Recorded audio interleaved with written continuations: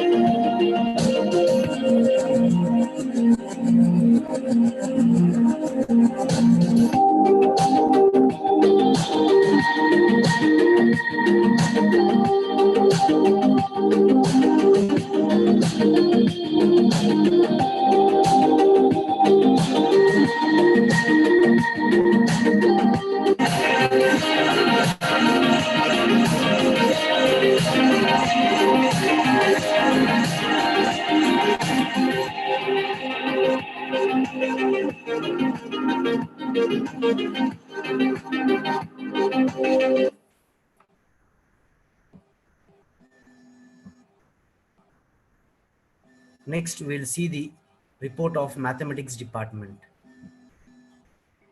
Mathematics.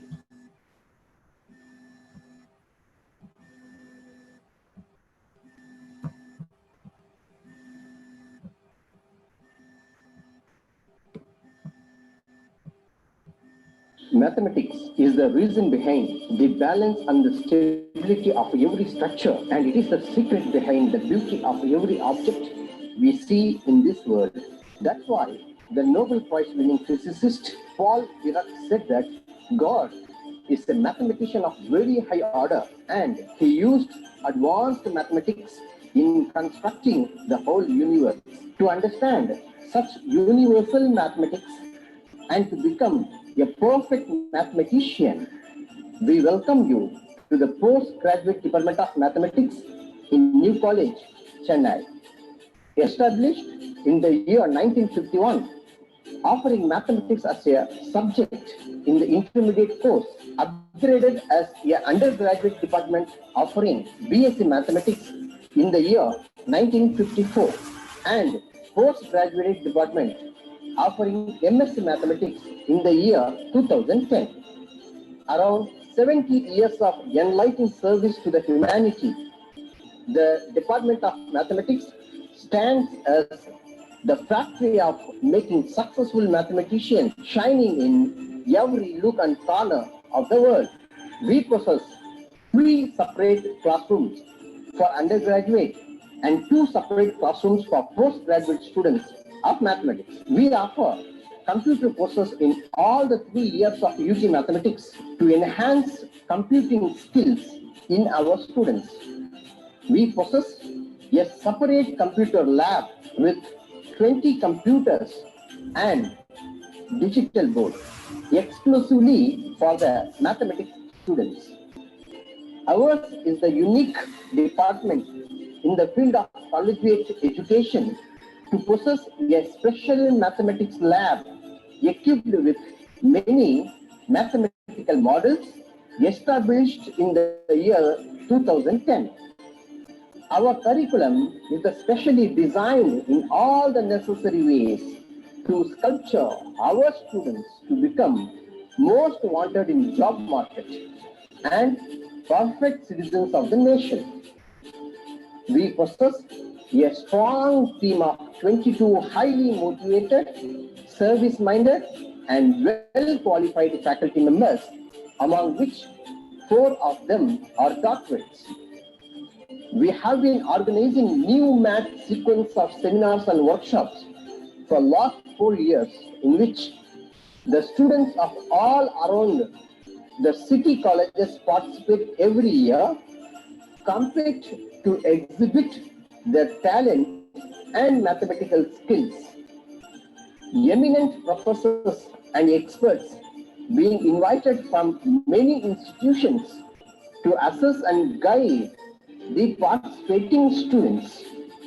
It is the most successful program of every academic year, celebrated as Mathematical Festival by young mathematicians of Chennai. We possess an enormous digitalized library equipped with thousands of books on various topics of mathematics and e-resources to benefit our students. Our faculty members have published many research articles in various national level and international level research journals. Many of them are active research scholars pursuing PhD in various universities. Many of our students are shining stars in the respective fields. Among 4 of them are assistant professors in our own department right now. Some of our proud products are Mr. T. Rafiq Ahmed, Honorary Secretary and Correspondent of MIASI, Mr. T. R. Balu, MP and former Cabinet Minister, Professor A. Hadar Basha, former Principal of the New College, Professor M. Zahiruddin Sharif, and Dr. Srinivasa Raghavan, former Vice Principals of New College, Mr. Sharad Kumar, former MP and actor, and many more. We make a perfect combination of analytic, innovative, and critical brains with well-civilized, honest, and God-fearing heart in our department. We welcome you to the winning family of Department of Mathematics.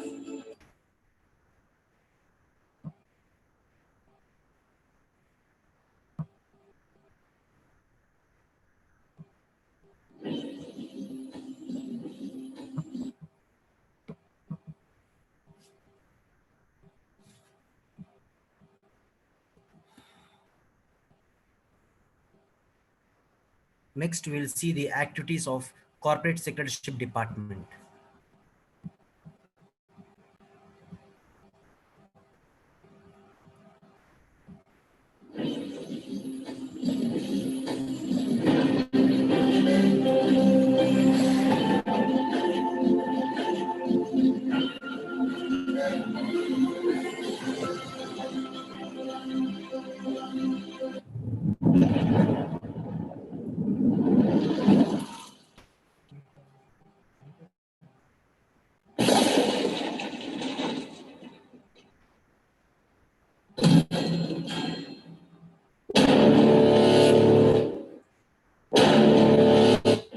Most respected dignitaries and colleagues, revered parents, and my dear students. May peace and blessing be upon you all. On behalf of the Department of Corporate Secretary, I welcome you all to the new college. Our department is one of the premier departments of the new college, aiming at creating professionals for corporate undertakings. Apart from academics, our focus will also be on giving practical exposure in the different tracks required for the corporate work life. I assure that everyone will be coming out of this department fully prepared to make a fruitful career. To demonstrate more, I have added top 50 activities carried out by this department in the last academic year to enhance the tribes of our champion, the brand name of our department students. I pray Almighty Allah to bless you all with a meaningful stay with us over the next 3 years. Let's dance together and conquer.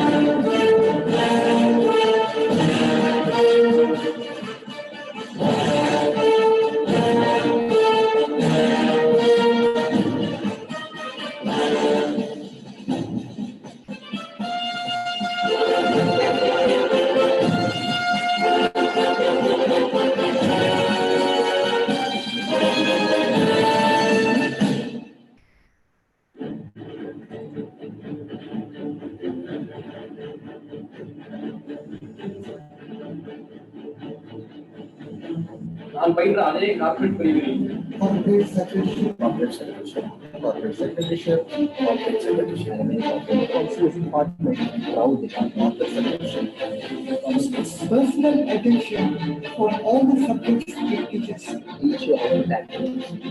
Excellent support from your professors. great social responsibilities activities. You will get a lot of opportunities to learn your soft skills. I was a student of this department, I was actually glad to be part of BCom CS one of the best departments in New College. அன்பார்ந்த மாணவ இளவல்களே, ஏக இறைவனின் அமைதியும் சமாதானமும் உங்கள் அனைவரின் மீதும் நிலவட்டுமாக. தமிழகத்தின் தலைசிறந்த கல்லூரிகளில் ஒன்றான சென்னை புதுக்கல்லூரியில் இணைய வந்திருக்கும் உங்களை மகிழ்ச்சியான வாழ்த்துக்களோடு வரவேற்று மகிழ்வதிலே நான் உளப்பூர்வமாக ஆனந்தமடைகின்றேன். ஏனெனில் நானும் சென்னை புதுக்கல்லூரியிலே பயின்ற ஒரு மாணவன் என்ற பெருமிதம் தான். நான் பயின்ற அதே கார்ப்பரேட் பிரிவில் நீங்கள் எல்லாம் பயில வந்திருப்பது உண்மையிலேயே எனக்கு மகிழ்ச்சியை தருகிறது. சென்னை புதுக்கல்லூரியிலே இடம் கிடைக்குமா என்று ஒரு மிகப்பெரிய மனப்போராட்டத்திலே பல பேர் இருந்த நிலையில் உங்களுக்கு அந்த வாய்ப்பினை எல்லாம் அல்ல இறைவன் வந்திருக்கின்றார். இந்த நல்ல வாய்ப்பினை சரியான முறையிலே பயன்படுத்தி உங்களுடைய பெற்றோர்களுடைய கடவுள்களை எல்லாம் பூர்த்தி செய்து கல்லூரிக்கு பெருமை சேர்க்கும் விதத்திலே உங்களுடைய எதிர்காலம் அமைய வேண்டும் என்று நெஞ்சார வாழ்த்துகின்றேன். சென்னை புதுக்கல்லூரியிலே வலம் வந்த அந்த நாட்கள் இப்போது எனக்கு நினைவுக்கு வருகிறது. அந்த கட்டிடங்களிலே படிக்கட்டுகளில் ஏறி இறங்கிய அந்த நாட்களும், புல்வெளியிலே ஓடி திரிந்த நிமிடங்களும், அந்த வளாகத்தின் மரத்தடியிலே நண்பர்களோடு சந்தித்துக் கொண்டு பாடங்களை பற்றியும் நிகழ்வுகளை பற்றியும் பேசி மகிழ்ந்த நாட்களும் இப்போது நினைவுக்கு வருகிறது. கல்லூரி காலம் என்பது ஒரு வசந்த காலம். அந்த வசந்த காலம் என்பது 3 ஆண்டுகள் தான் என்பது விதி. அந்த 3 ஆண்டுகளில் நம்முடைய எதிர்காலத்தை தீர்மானிப்பதற்கான நாட்கள் அடங்கியிருக்கின்றன என்பதை நீங்கள் மறந்துவிடக்கூடாது. இங்கு வருகை தந்த உங்கள் அத்தனை பேருடைய எதிர்காலமும் சிறப்பாக அமைய எல்லாம் வல்ல இறைவனிடம் நான் பிரார்த்திக்கின்றேன். சென்னை புதுக்கல்லூரில் இருக்கக்கூடிய பேராசிரியர்கள் ஒவ்வொருவரும் தங்கள் மாணவர்களை பட்டையை தீட்டுவதிலே மிகச்சிறந்த ஆளுமைகளாக இருக்கிறார்கள். அவர்களுடைய வழிகாட்டலிலே உங்களுடைய எதிர்காலம் சிறப்பாக அமையவும் உங்களுடைய கனவுகள் நிறைவேறவும் என்னுடைய மனமார்ந்த நல்வாழ்த்துக்களை தெரிவித்துக் கொள்கிறேன். வாருங்கள், சாதிப்போம், வானம் வசப்படும்.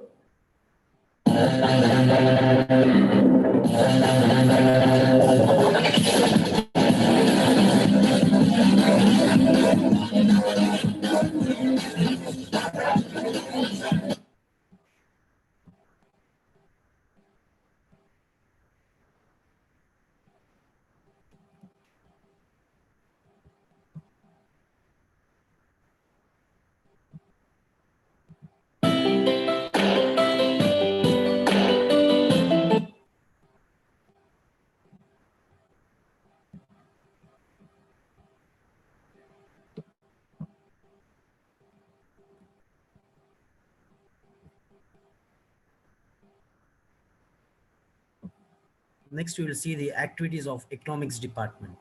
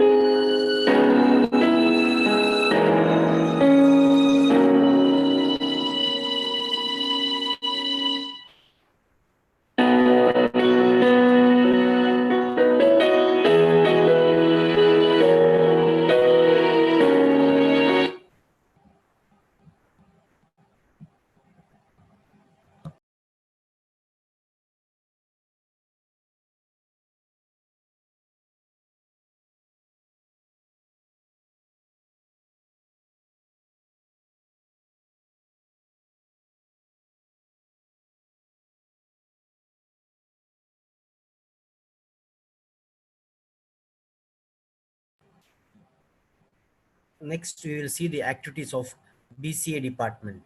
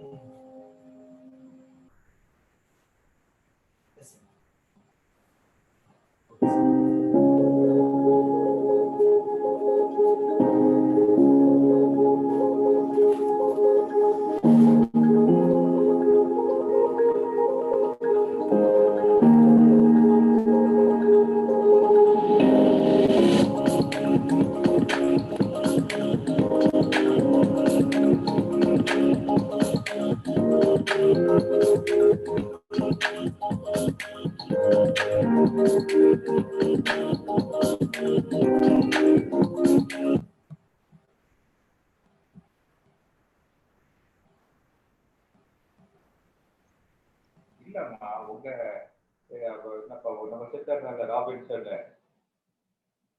உங்க கிளாஸ்மேட்ஸ் ராமன் சொல்லுங்க ராமன் ராபின்சன் அப்புறம் Tanveer Jabbar. Start, sir. Sheikh, sir. Hello அஸ்ஸலாமு அலைக்கும். சொல்லுங்க Sir, 2 o'clock, sir. Shall we start, sir? 2 o'clock start பண்ணிடலாம் சார். இவர் இருக்கார்ல Hyder will welcome the guest. Yes, sir. I will check whether the guest has joined, sir. ஆமா guest join பண்ணிட்டாங்களான்னு பாருங்க. Hyder will welcome and we will go ahead. Yeah, okay, sir. Guest join பண்ணல sir. நான் கால் பண்ணி confirm பண்ணிக்கிறேன் sir. O please sir. Thank you sir.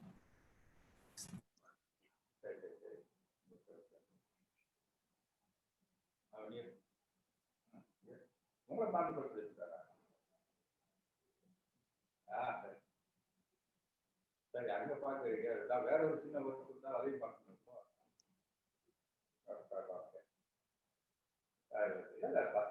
I know you, the work that you do, the work that you have been doing, your contribution to the college, எல்லாமே helps a lot. ஏன்னா உங்கள்கிட்ட ஒரு work assign பண்ணா டெஃபினட்டா அது வந்து 100% convert பண்ணி எடுத்துருக்கீங்க அப்படிங்களா? ஐசியூசியில் வந்து கேட்டீங்கன்னா யூஆர் தேர் இந்த 2-3 match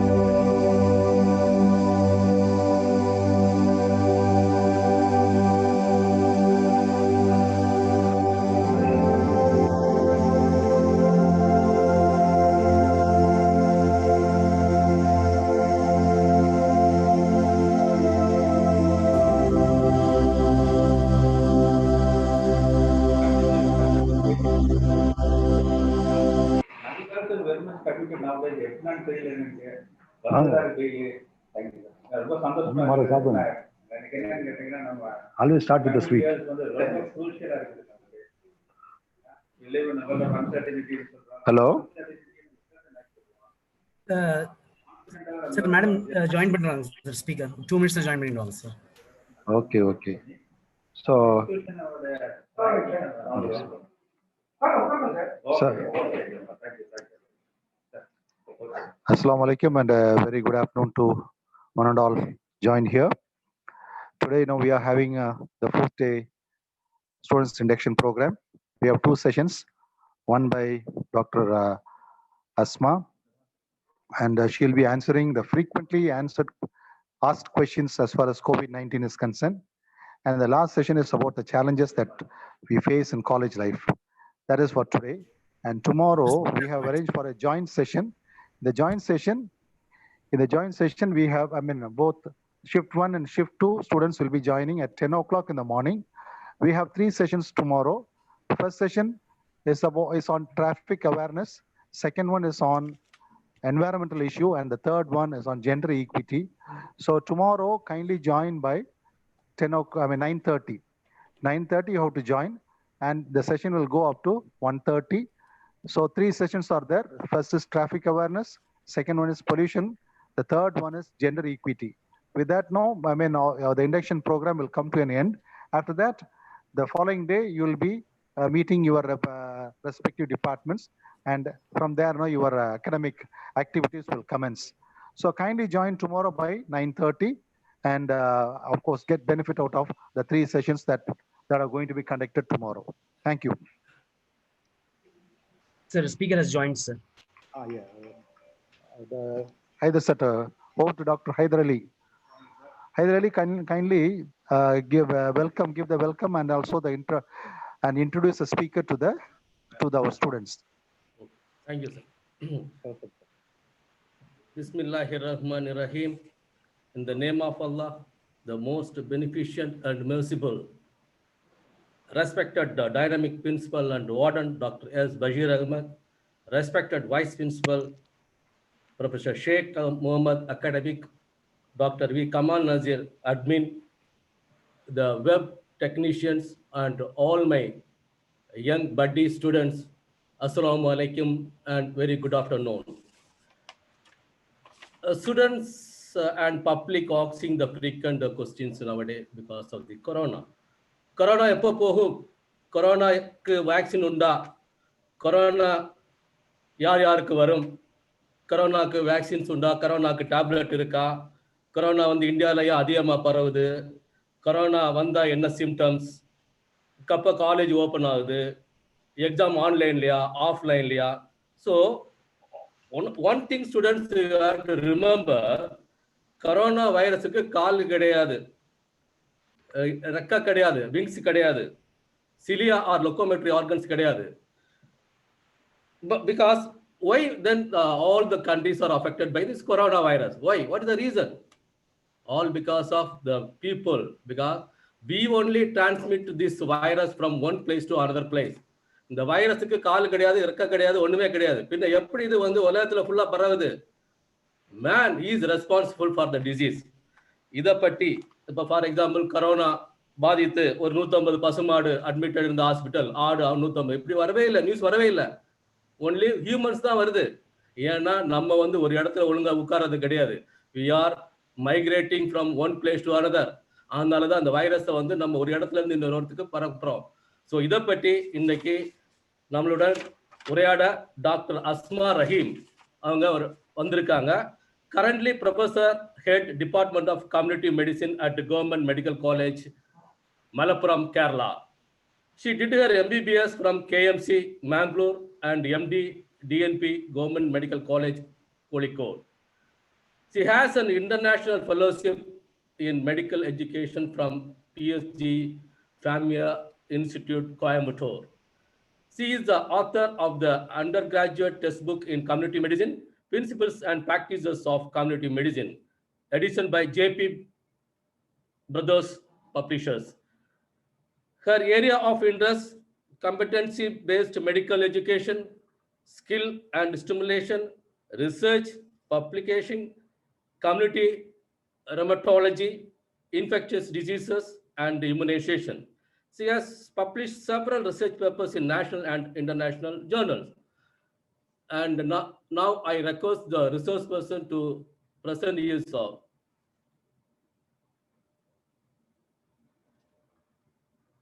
over to Asma, Dr. Asma.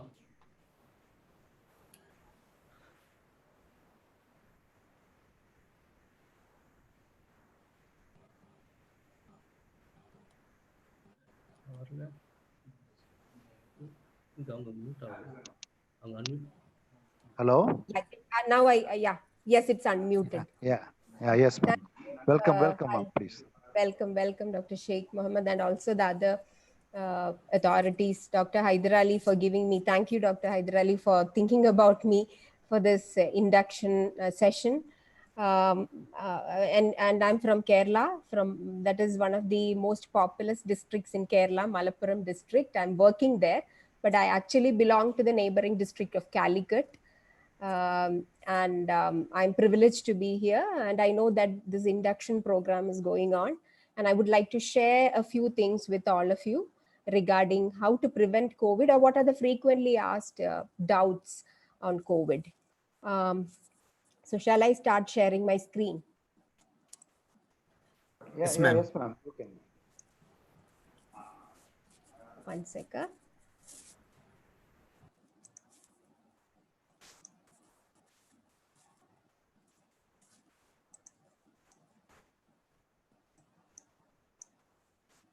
I'll just take a minute. It's okay.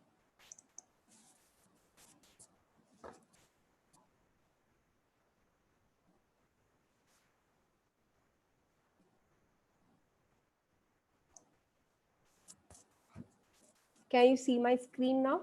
Is it visible? No, ma'am, it's just showing sharing screen. Yeah, it's not come.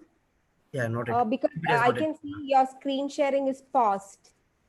So can you do that from your side? I can see that your screen Ma'am, sharing. Yeah, stop now. You can share again, ma'am. okay.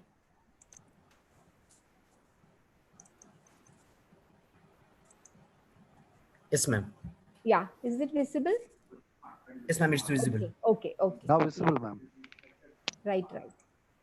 So I'll just start with this COVID-19 frequently asked questions. I'm working in an exclusive COVID-19 hospital in Malappuram district. It's got a population of about 41 lakhs. And we are only catering to COVID patients now in our hospital. And due to this, our undergraduate classes have come to a standstill because we fear that our students may get COVID and they cannot see all cases that is related normally to other diseases and all they cannot see and learn. So they are, even like you, they are having online classes, except for a few batches who have got exams coming up very close and they are being called back. So this is the college where I'm working in Malappuram district, with the largest populous district in Kerala. Now, since I was invited for this session, I was interested to know what is happening with COVID in Tamil Nadu. And therefore, I just had a look into the trend of COVID, and I found that Tamil Nadu is the second leading state in India, next to Maharashtra. And this is the yesterday's statistics, which shows that you are moving very far ahead in terms of COVID numbers. But there are two aspects to it. One could be that your population is also getting immune faster. The second one could be that your testing rates of COVID is very high. So anyway, you can see. And put it very simply, in Tamil Nadu, at this point of time, if 10 persons are tested for COVID, at least 2 of you have a chance of getting COVID positive. At any point of time, you take 10 persons, take a throat swab, then out of 10, 2 will turn out to be positive. That is what the trend shows. Especially in Chennai, Chennai is the worst affected with highest positive rate of 23%. That is what I understood. And therefore, you are actually living inside in a population which is where there is a lot of COVID cases. infections that are happening. So I'll start with what we already know. So I'll be quickly going through what we already know. All of us know that it is caused by a virus, and the virus name is SARS-CoV-2 virus. Okay. And we know that it started in China, in Wuhan city, in a wet market, animal market in Wuhan city in China in December. And then, as the rest is history, all of us know that by January, February, it is actually traveled far and wide to other countries. We also know that the transmission happens when a person sneezes, and when a person who's close to another person who sneezes, the droplets is inhaled by the next person. And then, or else what happens is, if the same person sneezes into his hands, like what we do, or coughs into our hands, and you go and give shake hand to a next person, that person will inhale the virus, and the transmission happens. It can also happen through fomites, like you sneeze, you go and start washing your hands, but on the tap you hold the tap, and the virus is transmitted to the let's say the tap, and another person comes and uses the same tap, opens the tap, and then he gets the virus. So this is fomite transmission, and this is droplet through respiratory transmission. So this is usually the mode of transmission of COVID. Now, you might wonder that usually we think that COVID patients only have fever, cough, and sore throat. But in a city like, let's say, a city like Chennai, where there are a lot of COVID cases going around, any person who goes out frequently, who does not wear mask, or who is working in a crowded place, or who is going to a college and sitting along with a number of students very close, such a person who complains of diarrhea, muscle ache, headache, this is a very important feature. There's loss of smell, anosmia, and along with this, any of these, there could be a combination of these symptoms, or could be we can start with any one of these.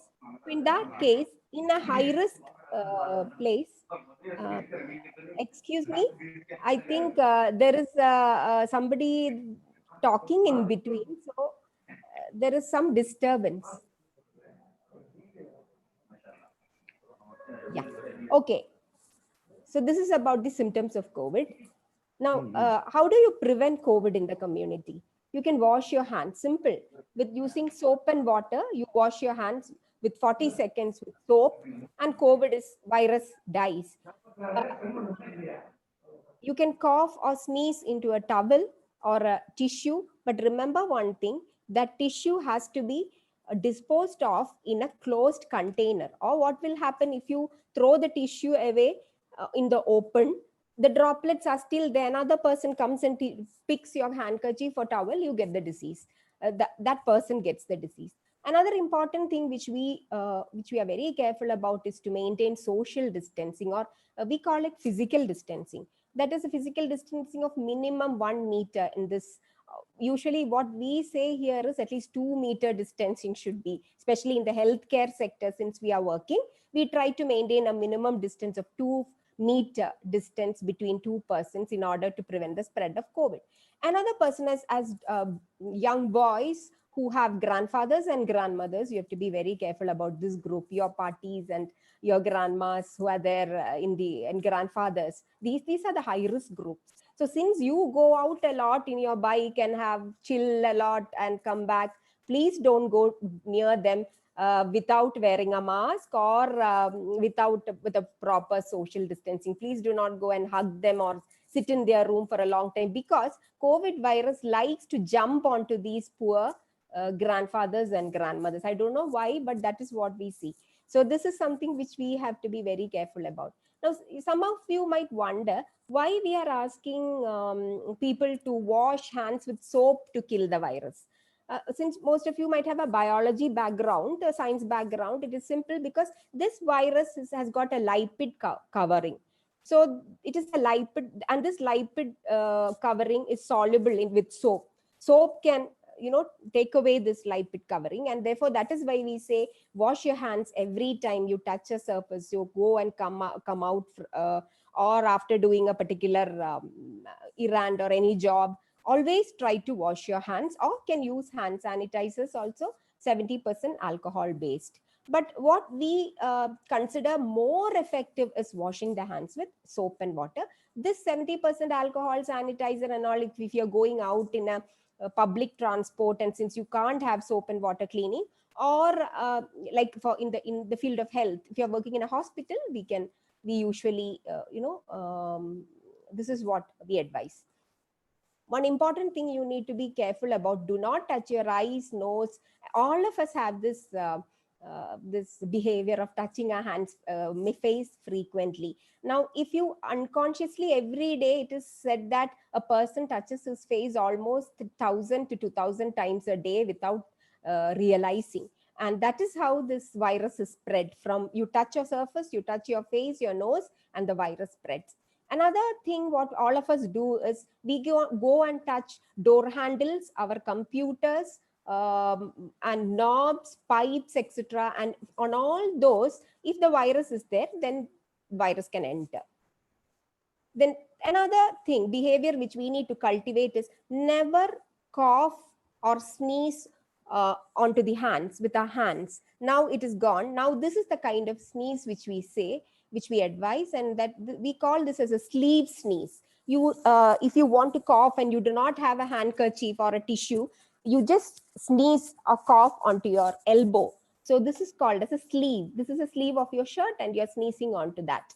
At least if you do not have a kerchief, or if you do not have a tissue paper, try to do this. And another thing is, if you're having a kerchief also, you have to be very careful, because if you keep on sneezing onto a kerchief and keep holding onto that kerchief, then everywhere you touch then all those surfaces will be contaminated. So ideal would be to use a tissue paper. If you're going out, sneeze onto a tissue paper, dispose it off. That would be better. And then we also, the second point is, we advise physical distancing, especially from young adolescent or boys point of view. It is very difficult for you to maintain this kind of physical distancing, because you love to walk together, talk together, eat together, sit in groups, and therefore there are chances of increased transmission across this age group, because from friends to friends, there is a peer. The virus loves when people come together, because it's easy for it to spread. So this is one important thing. Keep a distance of at least 1 meter.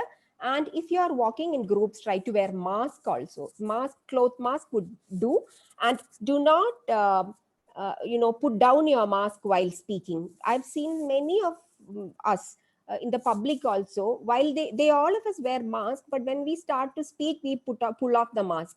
Now that is actually more dangerous, because they say the virus can even spread through our breath. When we speak, there will be small droplets of saliva that is coming out from our mouth, and therefore the virus can spread to a person who is standing close to us. So always see to it that you keep your mask in position all the time.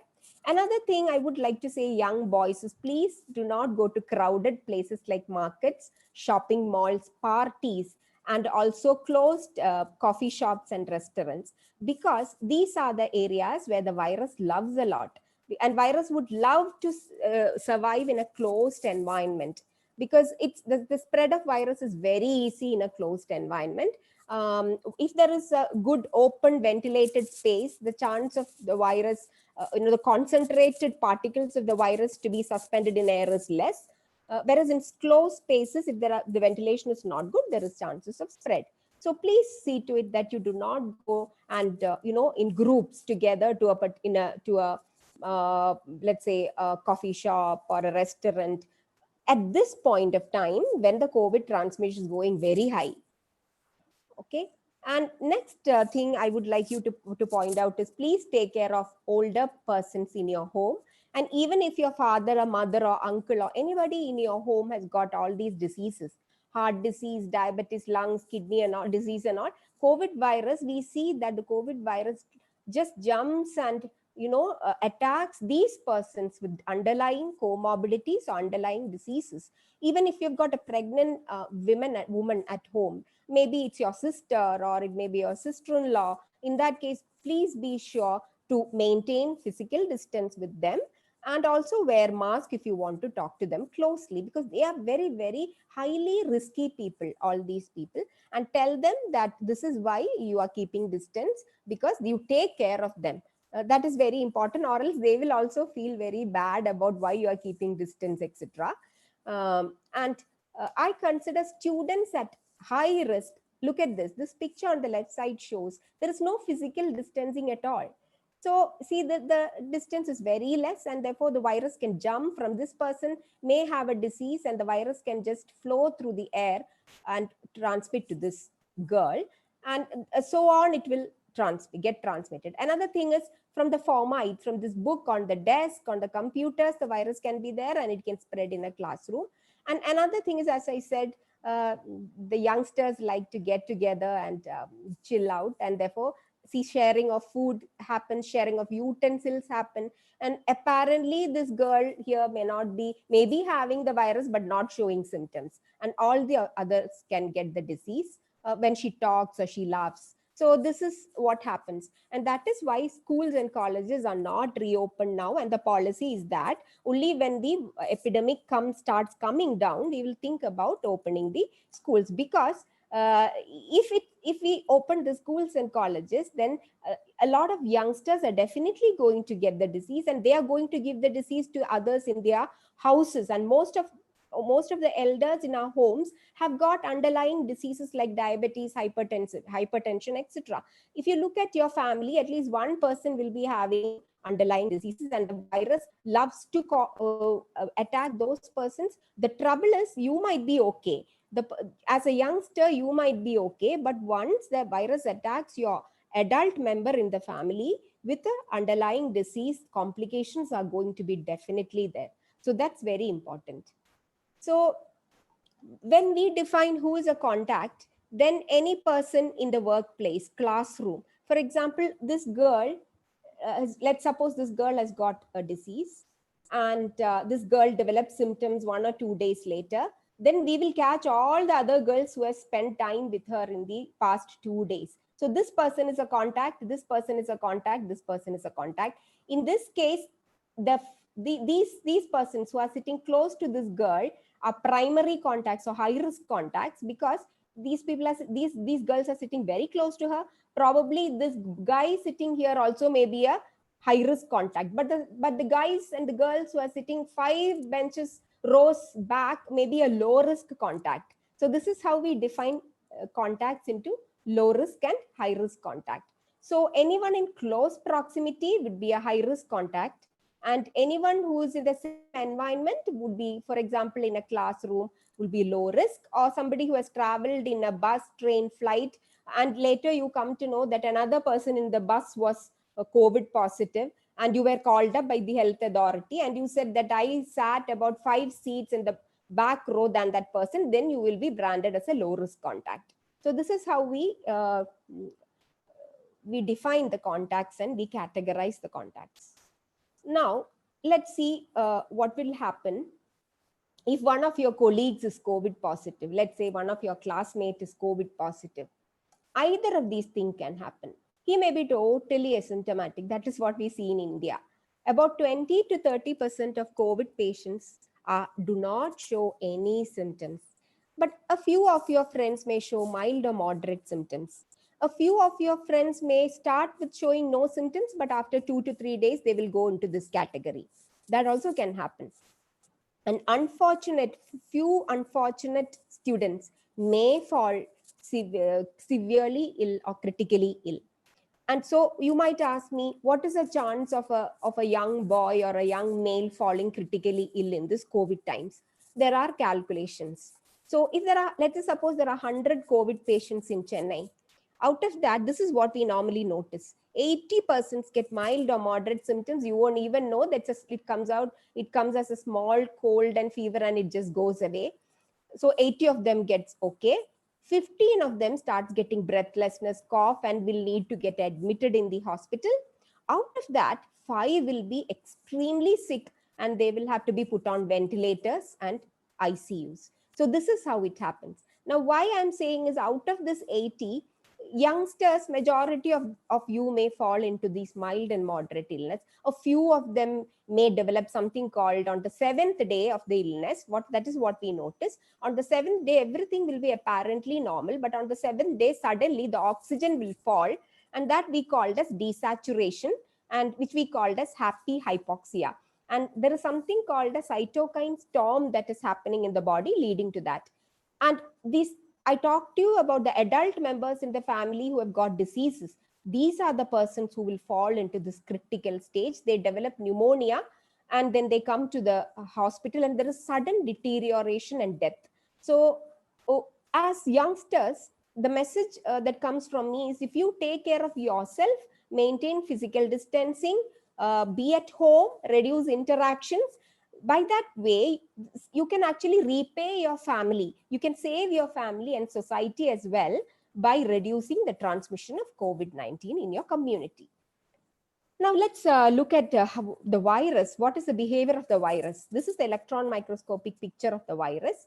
This is called as corona. This virus is termed as corona. Corona means crown-like. So if you look at this virus, you can see a lot of spikes on the virus. And it appears that there is a crown on the virus. So that is why it is called as corona. And this is another electron microscopic picture which shows that how the virus gets attached to the cell of the human being. There is an angiotensin converting enzyme receptor into which the virus gets attached, and that is absorbed into the human cells, and it starts multiplying within the human cell. That is how virus enters. And this is the electron microscopic picture of the genetic material of the virus. This is the RNA. You might have studied in your classes, biology classes. This is the protein by which the virus uses to get attached to the human being's throat or nose cells. This is a spike protein. There is an M protein and an envelope protein. So that's for now. Now let's go to some of the frequently asked questions on coronavirus, which we get from youngsters even in Kerala. I told you that the first question is that can a person who's got can COVID-19 be caught from a person showing no symptoms? So you would say that my classmate who's sitting next to me did not have any symptoms. So is there a chance that I can get COVID? The truth is that if you take a swab from an asymptomatic patient as well as a symptomatic person, if you take a throat swab for testing from an asymptomatic and a symptomatic person, the load of the virus may be the same even if you do not have the symptoms. So that shows that the transmission potential may be the same. But why does a symptomatic person causes more disease? That is because he will have symptoms. He may sneeze, he may cough, and therefore he might spread the disease more. Whereas in an asymptomatic person, since he do not cough or sneeze, unless he opens his mouth and speaks loudly or laughs loudly without wearing mask, then there is a chance of spread. So that is why we do not see that much of transmission happens to be reported from asymptomatic persons. Why? Because most of us are wearing masks and we are following the personal precautions. So if you ask me, they are dangerous. They are not that dangerous because they do not spread droplets as efficiently as a person showing symptoms. Okay. And then, you might ask me, suppose I'm exposed to a COVID positive friend in my classroom. When will I start to show symptoms? Usually, if you'll be asked by your doctor to quarantine yourself at home, and you can expect symptoms. If you are infected, then you can expect your symptoms to occur by within 5 to 7 days from the start of infection. That is, after the receipt of infection, you will take 5 days or 7 days to start showing symptoms. At times, the symptoms also may get prolonged to 14 days after receipt of infection. So that can also happen. That is why doctors say, please stay at home till 14 days and please do not come out.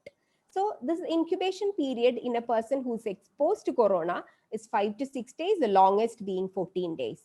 And you might ask me that I am infectious, so I was there in the class before getting symptoms for the past 2 days. So can the others in my class get infected? Yes. Even during the pre-symptomatic phase or before you start symptoms, 2 days prior to you getting symptoms, there is a chance that the virus may be emitted through your breath or your saliva.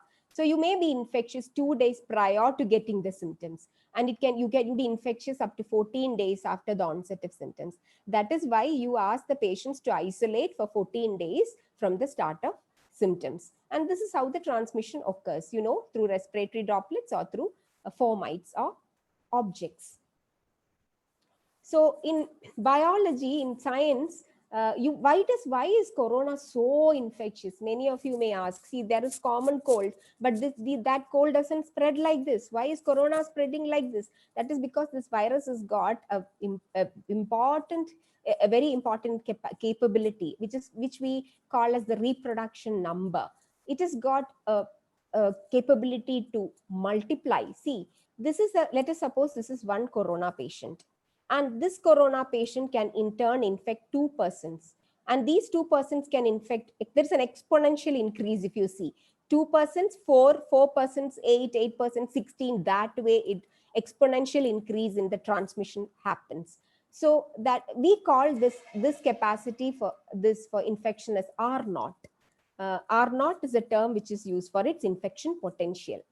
Now, where do we use this? We use this usually in a hospital. Suppose when we get a person who's corona positive, we do something that is called as a contact tracing. We ask this person, in the last 2 days, how many persons you have contacted? And he may say that I have contacted 2 persons. Then we will contact these 2 persons, ask them, did you contact any other? Like that, we will catch hold of all the persons who have come in contact with this person, maximum number of persons, through telephonic interview or history. And then we will isolate or quarantine all these persons. Now, what are we doing by that? We are actually cutting the transmission. If we do not catch all these persons will spread the disease to other persons. So by catching them, putting them under quarantine, we are breaking the chain of transmission. That is what we doctors do all the time. So this is what happens in a typical hospital setting. Let us say a corona patient is wheeled into a hospital. If in my department, what we are working in public health department, so we go and meet the patient, or we call them through telephonic interview, and we get details of all persons who have come in contact with this patient. So these are the primary contacts. We also get details of secondary contacts, and then we ask them to isolate or quarantine at home and look for symptoms. And suppose they develop symptom, we ask them to call the ambulance and come to the hospital for testing. So this is normally what we do. So that is called as contact tracing, and this process continues. And what is contact tracing? Now, the message what I would like to tell you is that if you have minimum interactions, even if you develop the disease, then the number of people who will go into quarantine will be less.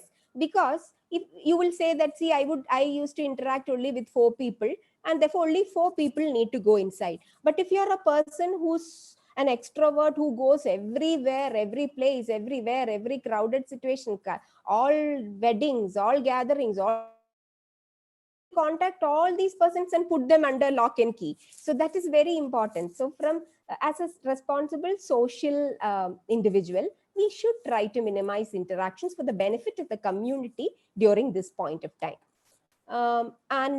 Look at this. We have done, I'm just going to share with you a route map of a patient who has come to our hospital from Jeddah with COVID-19, and see how many patients this is a lady, she had infected.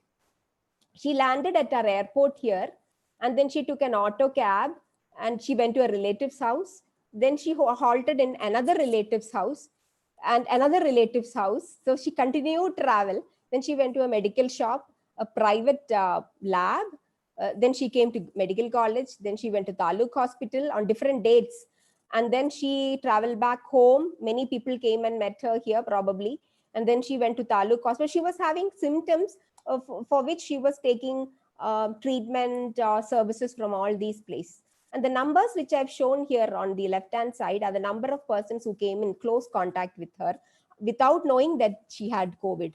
1, 2, 3, 4, 5, 6, 7, 10, 9, 8. See, so these are the number of persons whom we traced and put them under lock and key so that they do not spread the virus to the community. Now, by doing so, we were able to reduce the spread of the virus to the community. So if you read that Kerala is flattening the curve or doing well, that is because the health workers from in Kerala are doing so much of job, painful job, in order to break the chain of transmission by doing efficient contact tracing. But we are also losing ground because now more number of cases are coming and we are not unable to do that efficiently.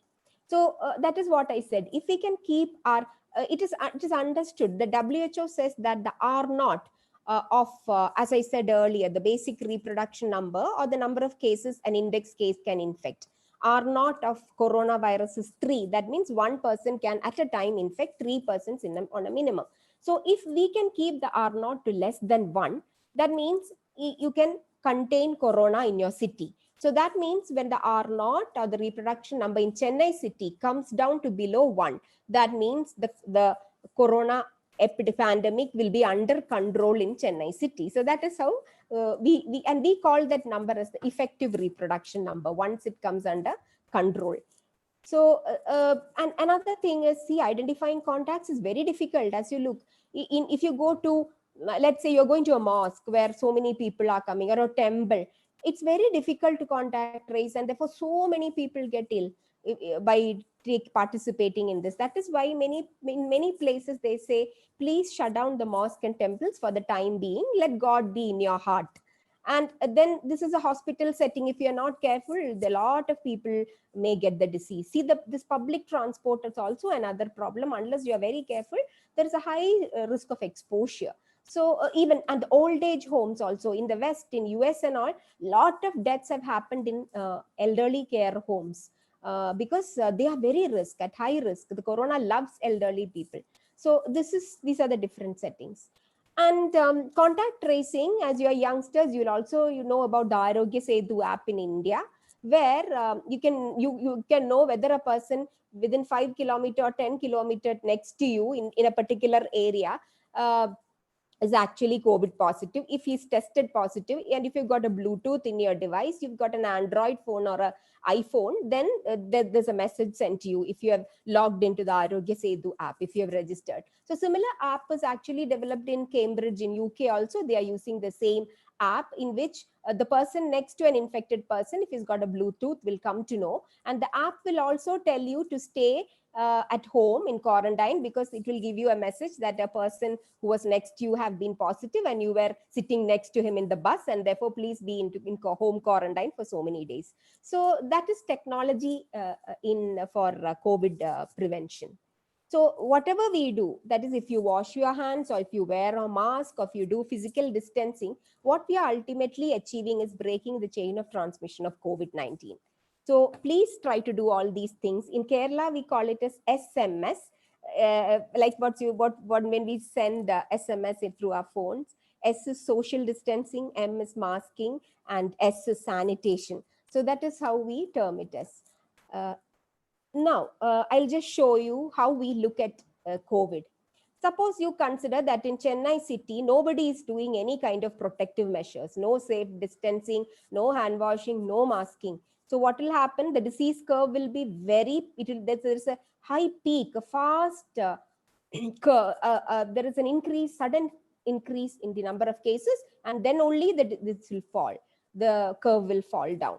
Now, what will happen when there are large number of cases? Then the complications are also going to rise within a short period of time. So I told you that out of 100 cases, probably 20 will be critical. So you can consider, what if there are 1,000 cases, 200 will be critical. Let's say there are 10,000 cases, 2,000 cases will be critical, and your hospitals will not be able to handle this case.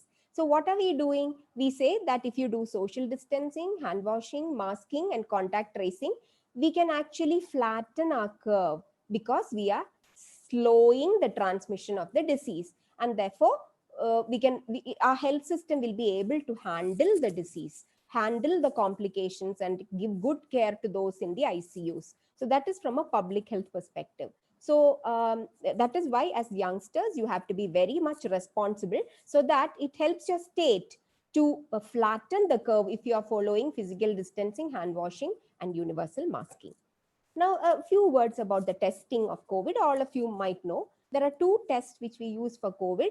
One is the RT-PCR test by taking a throat swab or a nasopharyngeal swab. And the second test which we are doing is the rapid antigen test. That's about it.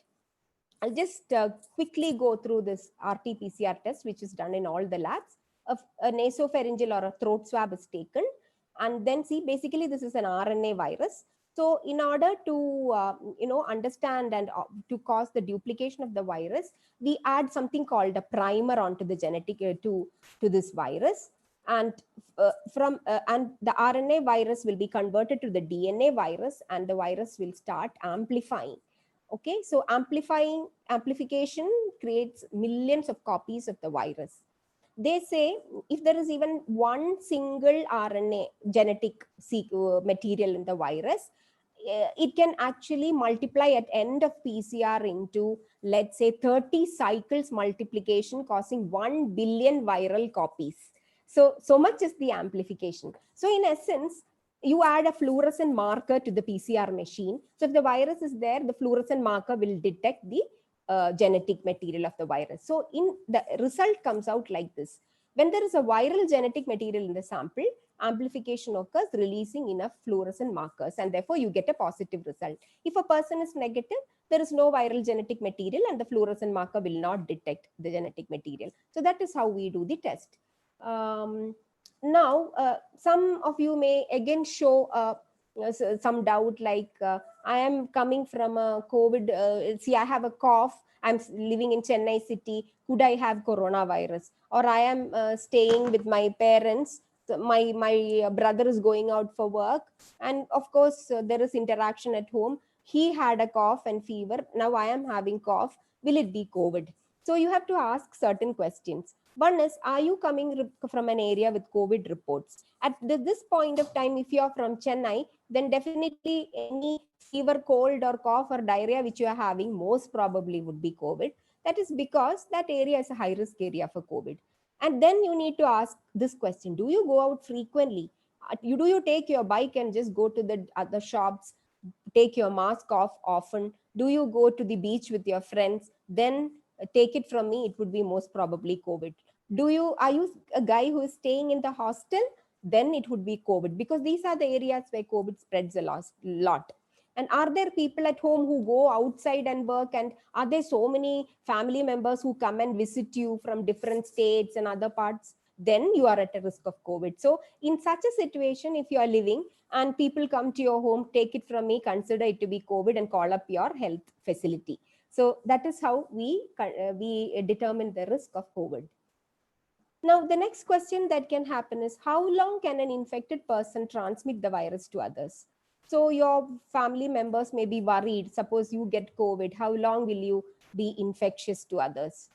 14 days from the start of symptoms, you'll be perfectly fine. Mostly by 14th day, you will not be infectious the more. But one important thing is, 2 days prior to your infection starting, your symptoms start, you will be infectious.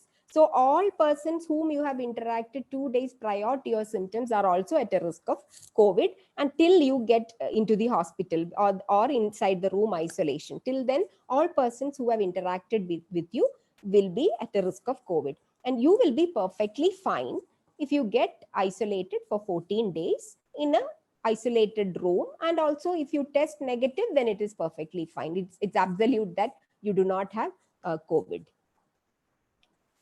Another question that comes is, there are many specific medicines to prevent or treat COVID-19. Do we have medicines? The truth is that we do not have any specific medicine to prevent or treat COVID. So you might ask me what you are doing in our hospital. We do give medicines like hydroxychloroquine, antibiotic like azithromycin, etc. But none of them has been proved to be absolutely effective. That is the truth. Most treatments are being tested now. And are there any role of preventive medicines? They say homeo medicine is there, Ayush medicine is there. But again, let me tell you, all those are speculations. They are not proven, because in public health, we need something called as an evidence-based trials to prove that this medicine absolutely works. For example, in simple terms, I will have to give medicine to one group of people and do not give this medicine to another group of people and see whether the medicine works in this group of people when compared to the group which did not get the medicine. So we are not doing that kind of an experiment, but that experiments are being done in different parts of the world, including India now. We have to wait for the results to come to be absolutely certain regarding it. Now, some people, I've seen that even some of my colleagues have gone and taken pneumococcal vaccine, saying that if you take a vaccine, other vaccines also will protect against COVID. And there is also newspaper reports that if you take BCG vaccine, you will be protected from COVID. And that is why Indians have been protected from COVID when US and Brazil were having the maximum number of cases. And some doctors even have gone and taken measles, mumps, rubella vaccine, considering the fact that it might protect. But let me tell you again, these are also in the experimental stages. It has been proven that pneumococcal vaccine does not protect against COVID. BCG vaccine is under trial, but then even that theory is getting debunked because we are seeing that India is rising to the first position. Even maybe in 2 weeks' time, we will also be ahead of USA. So that theory is also going to get debunked. Or probably this theory is that Indians who have taken BCG vaccine has lesser complications when compared to the US citizens. So probably again that is being tested out in the laboratory. So we have to wait for the results. And measles, mumps, rubella, there is a hypothesis that if you give a live attenuated vaccine to any person, then that will actually, live attenuated vaccine will improve your innate intrinsic immunity to prevent complications from the COVID virus. Complications, not that you will not get the disease, but once you get the disease, some persons who have taken MMR vaccine have got lesser complications. So again, this is being experiments are being done. So we'll have to wait. Till then, we do not have any evidence that vaccines protect against other vaccines, protects against COVID-19. Then there is widespread publicity that multivitamins and immunoboosters help in protecting individuals. Starting from garlic, we have turmeric, and so many things, ginger, kada tea, etc., etc. Well, all these are immunoboosting agents, I agree. For example, garlic has got a chemical named as allicin, which protects against cholesterol and diabetes, etc. Similarly, this turmeric has got a chemical called as curcumin. And this curcumin, of course, keeps your blood sugar levels. It lowers your blood sugar. Then it prevents arthritis. It gives you pain relief. It gives you allergy free. Makes you allergy free, etc., etc. But people, what the lay public thinks is that if you take garlic and turmeric and all these stuff and go around without using mask and not following physical distancing, then you are protected from COVID. That is the thing that is going wrong. That consideration, that should not be the case. Remember, all these may protect your overall immunity against disease. Of course, there is some effect of all these which will protect you overall immunity, but it doesn't protect you specifically against COVID. So that needs to be remembered. So the only answer is, if you want to prevent COVID, have a healthy lifestyle, but that's not enough. Along with the healthy lifestyle, you have to follow SMS, that is masking, sanitization, and physical distancing. Another question is, can a person who have already have COVID can recover from COVID-19, can be infected again? Few reports are coming up here and there. I think even in India, there are 2 or 3 incidents where a person who has already had COVID is getting COVID-19 now. But again, it is not proved beyond doubt. How do we test whether a person had COVID earlier? Using a antibody test kit. That is, a person who has COVID, after 14 days, he will start developing antibodies, which are called as IgM and IgG antibodies. And you can, using this kit, we will come to know, if you take a little bit of blood and put into this kit, you come to know whether the person has got developed antibodies. And that is what we call as sero surveillance studies for COVID. So if you have heard of the slum in Dharavi in Mumbai, they have looked into, done this sort of studies to many persons in that slum, and they found out that about 20 to 30% of the slum population have already had the illness and they are protected. So that is how you can find out.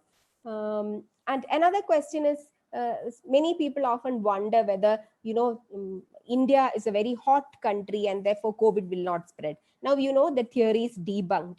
Whether it is rain or summer or winter, COVID spreads like, it does spread, because it depends on the behavior of man, whether you are, how close you interact, and whether you are following the precautions. And if that had been the case, then COVID would not have spread in the Middle East at all. So it is not related to weather as of now. Another doubt many of even my students have asked me is that whether you can open or receive a letter or a package from any area where COVID-19 has been reported. Remember, this can be done safely, provided, whatever package, anything you take from outside, let us say vegetable or milk packet or courier, do one thing: wear a mask when you're getting the package from the courier man, and then you put the package there for some time, go wash your hands, cut the package, take out the thing, go wash your hands, and then see. If you want, you can sanitize those materials which can be sanitized, but otherwise leave it open for some time and then you can handle it. Absolutely no problem. Remember, this is not a high risk thing. That is because, see, if this package has to be contaminated, you should remember only two ways of contamination. This person, who's the courier man, has to sneeze onto this package, or he should spread the virus from his hands onto the package. That is why I said that if you can break that by sanitizing your hands, cutting the package, and again sanitizing your hand and throwing off the cover, nothing is going to happen. So this is how we handle it, and there is absolutely no need to worry at all. And there is also many concern that COVID-19 may spread through newspapers. Like any other material, if you're taking newspapers, wash your hands. If you're so much, like if there are persons in your home who are not ill, are ill, like let's say diabetes or kidney disease, ask them to wear a mask and read the newspaper. That is, I'm taking extreme precautions for that. Or else, after reading the newspaper, keep the newspaper aside, go and wash your hands, and you're perfectly free. Even if you're buying groceries from outside, like milk packets, if from a hygienic point of view also, it is better to wash the milk packets and vegetables before you take. So that's it. That's the same for all other materials.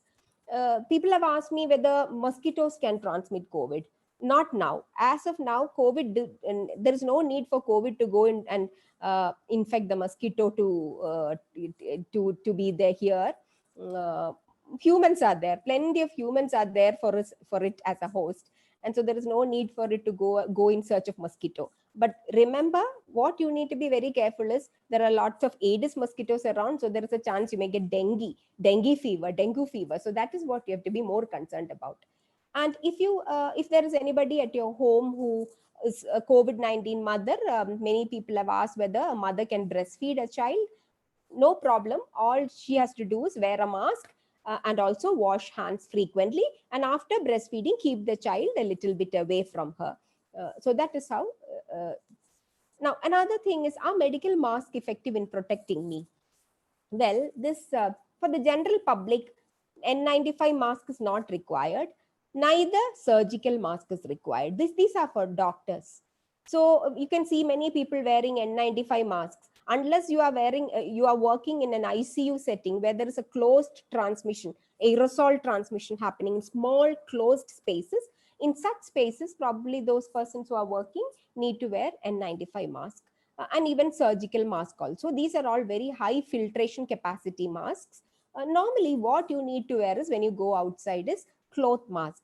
But you can be extremely careful that if you're forced to go inside a building in a small room where there is no ventilation, keep one surgical 3-layered mask in your bag always, because we don't know when that is going to be useful. Another important thing is, wash your mask regularly. And if you want to throw away the mask, put it in lidded containers. Please do not throw it in the open. Then people have asked me whether pets can transmit COVID-19. As of now, we have noticed that the pets cannot transmit COVID, but But be careful. Please do not be very close to the pet dog and cat at your home. We do not know when COVID virus will jump from you to the cat and the dog. So that is not proven. So maybe that is also there. So considering the fact, please keep a little bit of distance away from your pets at home. But as of now, it is not known that pets can spread this. Now, similarly, many of my students have said, Madam, I've got diarrhea. I've gone to a place with COVID and come. So would it be COVID-19? Even if you have a single symptom of COVID, let us say anosmia or diarrhea, if you give me history of having gone to a COVID positive high risk place and having gone for a wedding or having gone for a birthday party, then I would say, yes, I think it is COVID. So you have to go into quarantine and be watch yourself. That's important. Then I have traveled to a state with a high number of cases of COVID. What should I do? Now, as you do in Tamil Nadu, go into quarantine for 14 days. And once the authority gives you license, you can come out and watch for symptoms. And that's it. Now, how effective are thermal scanners in detecting people infected with the new coronavirus? It is not very effective because many persons, they have COVID symptoms like fever. They take paracetamol and come out in the open, and these thermal scanners cannot detect uh, COVID-19. Another thing is, if you are in the early stages of COVID, you may not have fever and the thermal scanners may miss COVID. So this is not a very efficient thing. Now, there is a hypothesis or a belief that COVID-19 only affects old people, so young persons can move around a lot, let all of them get herd immunity and all. That is that is a dangerous belief. That is because even if you go out, you will come back to your home, and you cannot for a long time keep your grandfather and grandmother away from your house or put them in a different place. So you are always going to be with them. So remember, COVID can affect all, but the complications are going to be more on them. So that is the thing. And there are certain myths with COVID also. Some people say that China developed the virus in a laboratory as a biological terrorism purpose, for biological terrorism purpose. Well, they say WHO and even other agencies say, no, after a lot of experiments they found that they have not done any such thing. And COVID is it is a virus which is accidentally come out in the nature. It has jumped from bats to another animal in the wet market in Wuhan and then to man. So that is the current finding. Then some people believe that you just spray alcohol or chlorine all over the body or put Dettol in the bathing water and bath and you won't get COVID. That is also a wrong notion. And you can see even disinfection tunnels which spray sodium hypochlorite mist in many of the malls. Well, the WHO says please do not do such things because these mist, sodium hypochlorite mist, can cause respiratory symptoms or severe breathlessness in persons with asthma, as well as some people may have skin allergy. So this is not a very good thing. And how can this chlorine or the mist kill virus which is there in your throat when it is on your skin that they are putting those chlorine mist? So it doesn't work. And some people also say that applying certain oils and drinking certain seed infused drinking water can prevent COVID. None of them are true. Now all these may give you some sort of immunity probably, because these seeds and all have got some what we called as antioxidants in them, which is of benefit. But then apart from that, they are not going to give you COVID specific protection. And another thing the youngsters can actually have is stress during COVID. Since some of your parents may say, see, you should not go out, you should be at home, don't go out, there is grandfather, grandmother here, and you're missing your friends. So even if you want to go out, do activities which you, by taking care, like going out for a walk using a mask if you want, or going out in a space using a cloth mask. You can go for you can do a little bit of exercises, you can go cycling, but please do not hang out with your friends, because according to me, as a medical person, I would ask you to reduce the interactions with the minimum number of persons, considering the problems with contact tracing and the transmission. So you might and also refrain from watching television too much, because television TRP ratings, they make you really frightened about COVID, so you get stressed out. So don't listen to that also. You can read good articles from CDC, WHO, or even our newspapers. Good articles are there. And also educate people around you. So ultimately, the COVID battle across the world, the battle against COVID is based on all these five. One is, if there is a COVID patient, they test the patient, diagnose, give them efficient treatment, trace all the contacts around him, break the chain of transmission, track the contacts using mobile apps and other technologies. And that is how COVID control is being done across the world. And towards the last point, so you may wonder, now, when is this going to end? When is this COVID going to end? When can our school start? Well, I think India is actually in a stage where we are seeing the highest curve. Usually a curve, the curve which we call is called as an epidemic curve. So the curve will go up, then there is a peaking, and then the tail will come. Then it goes down. So that is a natural phenomena, and that has to happen. And that is what is happening in India. So if we want to put a halt to COVID, only thing that can help us is a vaccine. Now, vaccination is, the Russia has brought out its vaccine, and today's paper I saw that Russia has requested the Indian government to procure its vaccine. And India government is also going ahead with its experiments in vaccines. Even that in Oxford another vaccine is being done. But according to me, as a doctor, I would prefer a vaccine which has taken the longest time to get manufactured, because I will be happy that the vaccine has followed all the protocols of safety. And remember, any vaccine that comes out very fast will not be a very safe vaccine. So we will have to really, really wait and see for that. So vaccine, if it comes out well, and if it's a good quality vaccine, Indian vaccine, then probably that may prevent the epidemic. But we do not know how long this vaccination will protect us, whether we will can get reinfected with a mutated virus strain. So that all time only will tell. And another thing where we can put a stop to COVID is when majority of us get the illness and then we have immunity. Another problem with this COVID-19 herd immunity is that how long you will get herd immunity, or how long once you get COVID infection, probably I might get immunity for 3 to 6 months. And next time another COVID attack comes, I may be susceptible. So we do not know about that also. So all these are being tested, and experiments are going on for that. And you can see that if you read newspapers, the government does something called as a zero surveillance survey. That is, they test population to see how many of them are already infected with COVID.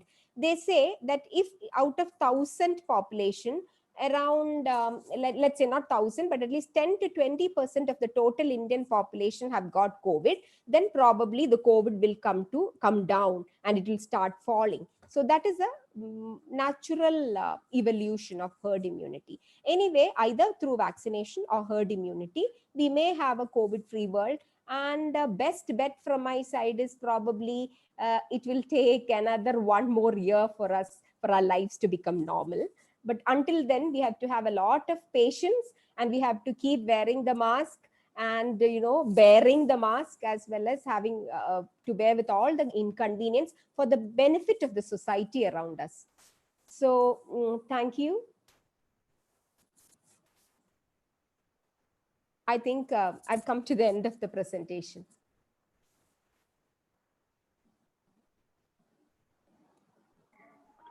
Thank you very much, Dr. Asma. Yeah. It was a very, very wonderful, detailed presentation. I think, after this, our voice will not have any kind of doubts, and everything, almost from the origin to the end, vaccination, when will that vaccination will take place? And which vaccination will be more durable, preferable? Almost everything, you have touched upon. It was really very, very interesting. And not only that, very informative, highly informative. And we are so happy to have you here in this session. Definitely our students will be of more informed now, and they will take all precautions to keep themselves away from this COVID situation. Thank you very much for being with us, for spending your time. And I have to thank Dr. Haider Ali for suggesting you, and it was nice being with you for 1 hour. The session was really very, very informative. Thank you very much, ma'am. Thank you. Thank you. Thanks a lot for being with me. Yeah, sure. And thank you, sir, for giving me the opportunity also. Okay. Sure, sure, sure. Okay. Bye. Bye all. Rasvi? Yes, Rasvi? sir. Yes, sir. Shall we go to the next session? Yes, sir. So I'm taking leave. Okay. Yeah, yes, ma'am. Yes, ma'am. Yeah, okay.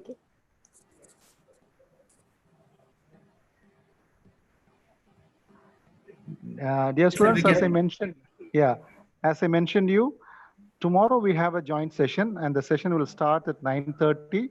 Kindly join. There we have 3 sessions. I mean, 3 presentations are there. The first is by Ms. Lakshmi, Joint Commissioner of Police. She'll be talking about traffic awareness. The second one, we have a session and on Mrs. Santosh is going to talk on environmental pollution. And the third session on gender equity by Shaila. She is a professor of Loyola College. And these 3 sessions are there. Each of 1 hour duration, 10 to 11, 11 to 12, 12 to 1. But 9:30 you have to join. And we have some presentations. Before that, we have some other presentations are also there. So kindly join tomorrow. The link will be sent shortly to you. A new link will be sent shortly to you. As far as the next session is concerned, it's the challenges that you face in college life. Of course, in school, you were mostly guided by your parents, by your teachers, and so on. But in a college, life is totally different. Here, no, you face a lot of problems because you are not dependent. You become a little more independent. So you have to face a lot of problems. So we thought that no, it is something which needs to be addressed because all of a sudden from school, from a guided environment, you are coming into a free environment. So there are a lot of possibilities for you to get distracted. To talk about this particular issue, we were looking for people, but finally we decided to have our own staff member, Mr. Mohammed Ansar from the Department of Corporate Secretaryship. Why Mr. Ansar? Because he is the one who is very closely associated with students, and he has been guiding the students for the past 10 plus years. He is closely associated. He knows the pulse of students. Whenever we need any help from the students, we always look forward to Mr. Ansar to help us. He is the one who motivates the students here in the campus a lot, especially his corporate students. And he has a very big following of his corporate students. And not only that, he is a very good presenter. He knows how to present things, and in a very lucid way, he will be able to, and not only presenting, his presentation will reach the students also. So it is going to be of great interest to you. Definitely, I am 100% confident that he will be able to touch you and also make you understand how to face the challenges in college life. So with this brief introduction, I am now handing over the session to Mr. Ansar. Mr. Ansar, kindly take it over. Yes, sir. Yes, sir. Yes, sir. Yes, sir. Thank you. Thank you, sir. Thank you.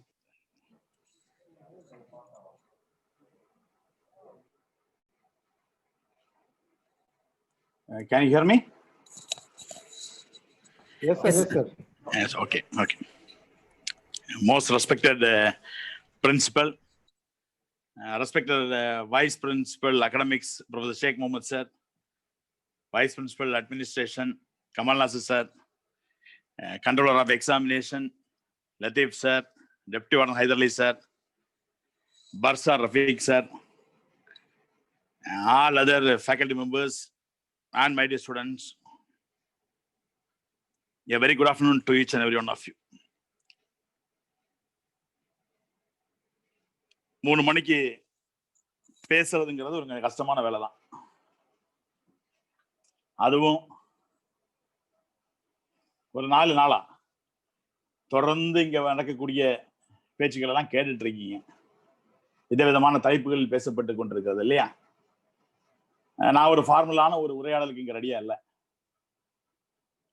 Challenges in life, ஒரு கல்லூரி மாணவர்கள் சந்திக்கக்கூடிய சவால்கள், அதை எப்படி சமாளிப்பது அப்படிங்கிற மாதிரியான ஒரு தலைப்பு எனக்கு தரப்பட்டிருக்கின்றது. இப்போ நாம பேசிக்கிட்டு இருக்கக்கூடிய இந்த முறையே ஒரு சவால் தான் இல்லையா? 12 முதல் 14 வருஷம் நம்ம ஸ்கூல் லைஃப்ல இருந்திருக்கோம். ஸ்கூல் லைஃப் முடிச்சு காலேஜ் லைஃப் வரும்போது பல கனவுகளோடு நம்ம மைண்ட்ல ஏற்கனவே கட்டமைக்கப்பட்டு இருந்திருக்கும். காலேஜ் போறோம், நியூ காலேஜ் போறோம், பல விஷயங்கள் நம்ம மைண்ட்ல ஓடி இருக்கும். இன்னைக்கு ஒரு காலேஜ் ஆரம்பிச்சு ஒரு 3 நாள் நம்ம காலேஜ்ல இருந்திருந்தோம்னா எங்கெல்லாம சுத்தி பார்த்துருப்பீங்க. ஆனா அதெல்லாம் மீறி ஒரு சவாலுக்கு உட்பட்டு கொரோனா அப்படிங்கிற ஒரு வைரஸ்னால நாமெல்லாம் முடக்கப்பட்டிருக்கிறோம். இந்த மாதிரி ஒரு இடத்துல சந்திக்கக்கூடிய வாய்ப்பு கிடைச்சு.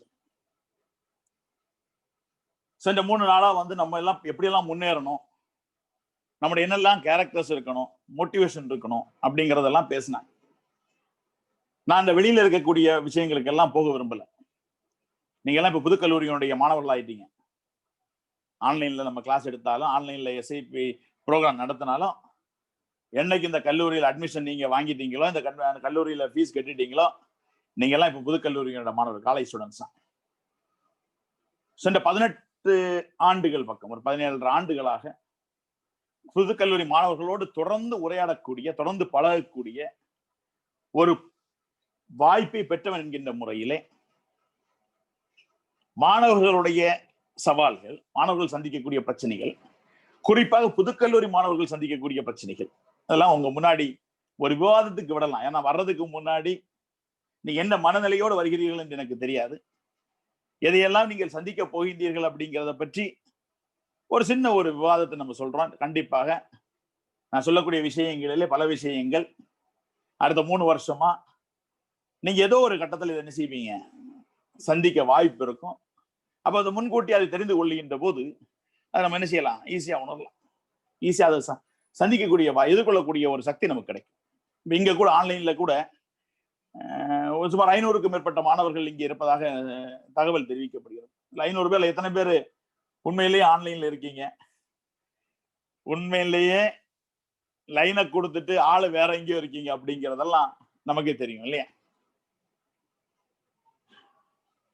சோ இதுல என்னென்ன சவால்கள்? முதல்ல இந்த ப்ரோக்ராம்னா என்ன, இந்த சிப் ப்ரோக்ராம் எதுக்கானது? காலேஜ்ல வந்து நம்ம இனாகிரேஷன் போட்டு முடித்த பிறகு தொடர்ந்து ஒரு 4 நாளா இருக்காங்களே, நானும் ஒரு சில நாட்கள் 3 நாட்களாக உங்களுடைய நிகழ்ச்சிகளை தொடர்ந்து நான் பார்த்துட்டு இருக்கேன். அதுல வந்து சேட் பாக்ஸ் ஓபன் பண்ணாலே, சார் டிபார்ட்மெண்ட் எப்ப சார் கிளாஸ் எடுப்பீங்க, எப்ப சார் ஆன்லைன் அப்படிங்கிற மாதிரியான கேள்விகள் வருகிறது. இங்கதான் இந்த சிப் ப்ரோக்ராமுடைய இந்த 4 நாட்கள் நடக்கக்கூடிய நிகழ்வுடைய தேவையும் வருகிறது. ஏன்னா ஸ்கூல்ல இருந்து காலேஜுக்கு வந்துட்டோம். நம்முடைய மனநிலையும் நம்முடைய கல்வியுடைய தேடலும் எல்லாம் வந்து எதை நோக்கி வந்துடணும், நம்ம இப்போ ஒரு காலேஜ் ஸ்டூடெண்ட் அப்படிங்கிற நிலைமைக்கு வந்துடணும்.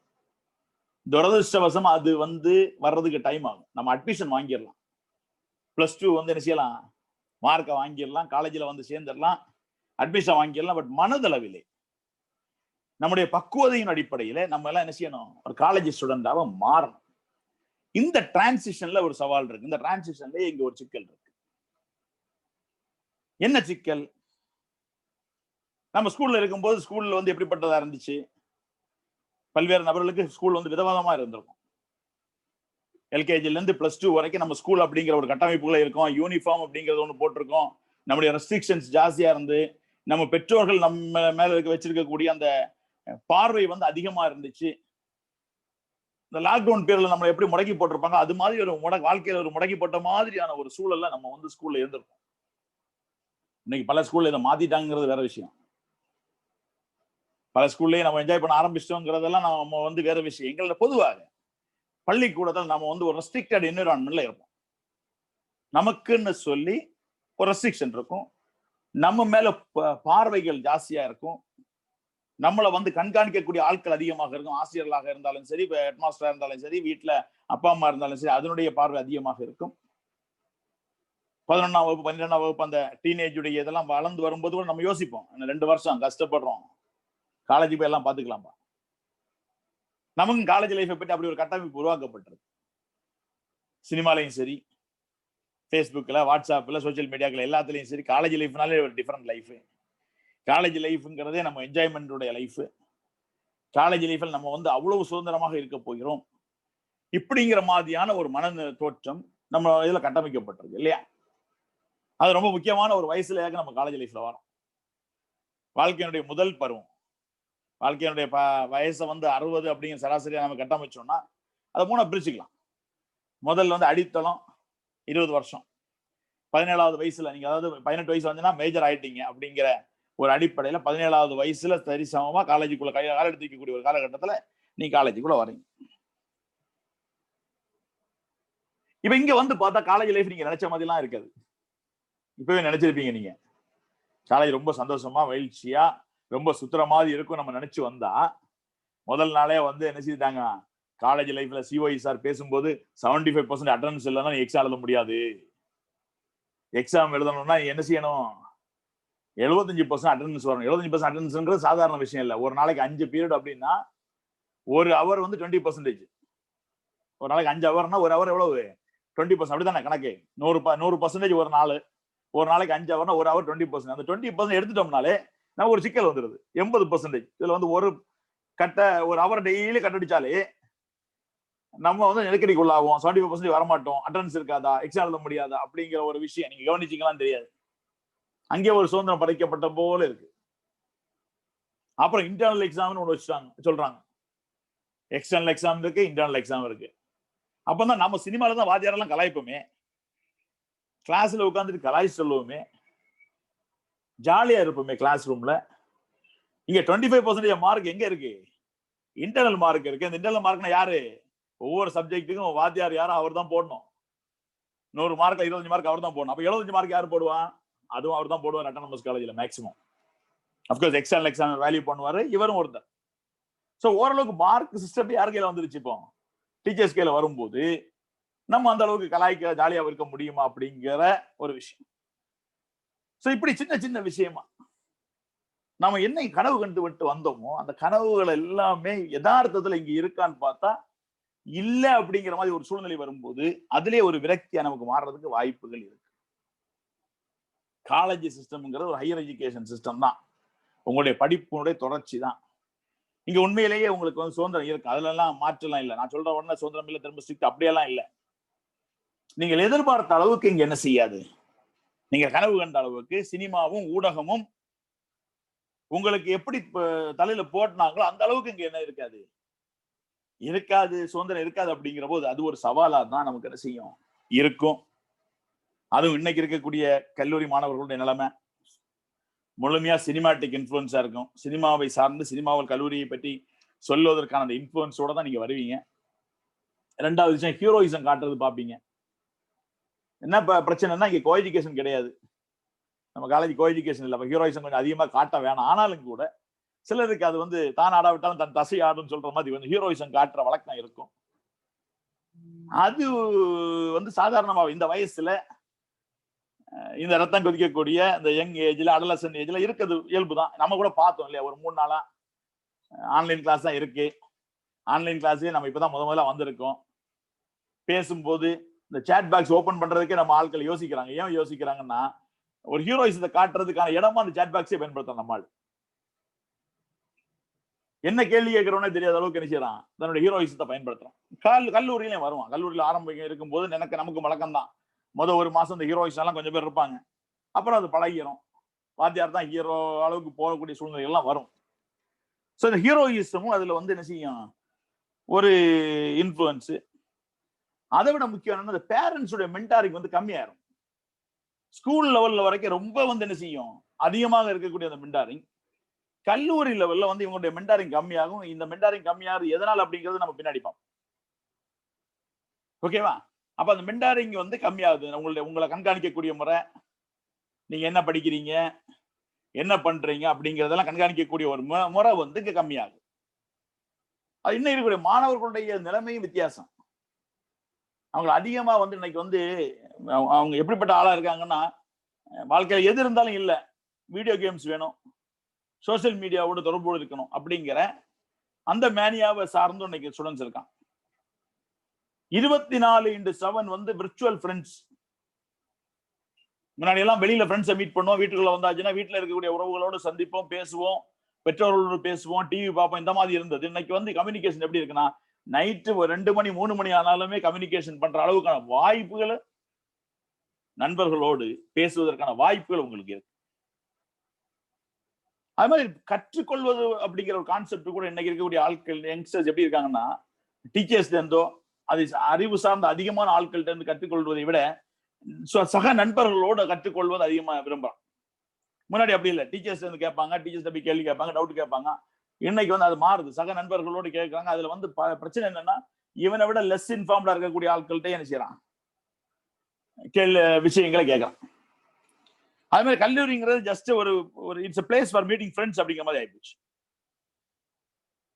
ஒரு ஃப்ரெண்ட்ஸை சந்திக்கக்கூடிய ஒரு ஸ்டாப் மாதிரி எது மாறுது, சில இடங்கள்ல கல்லூரிகள் மாறிக்கொண்டு.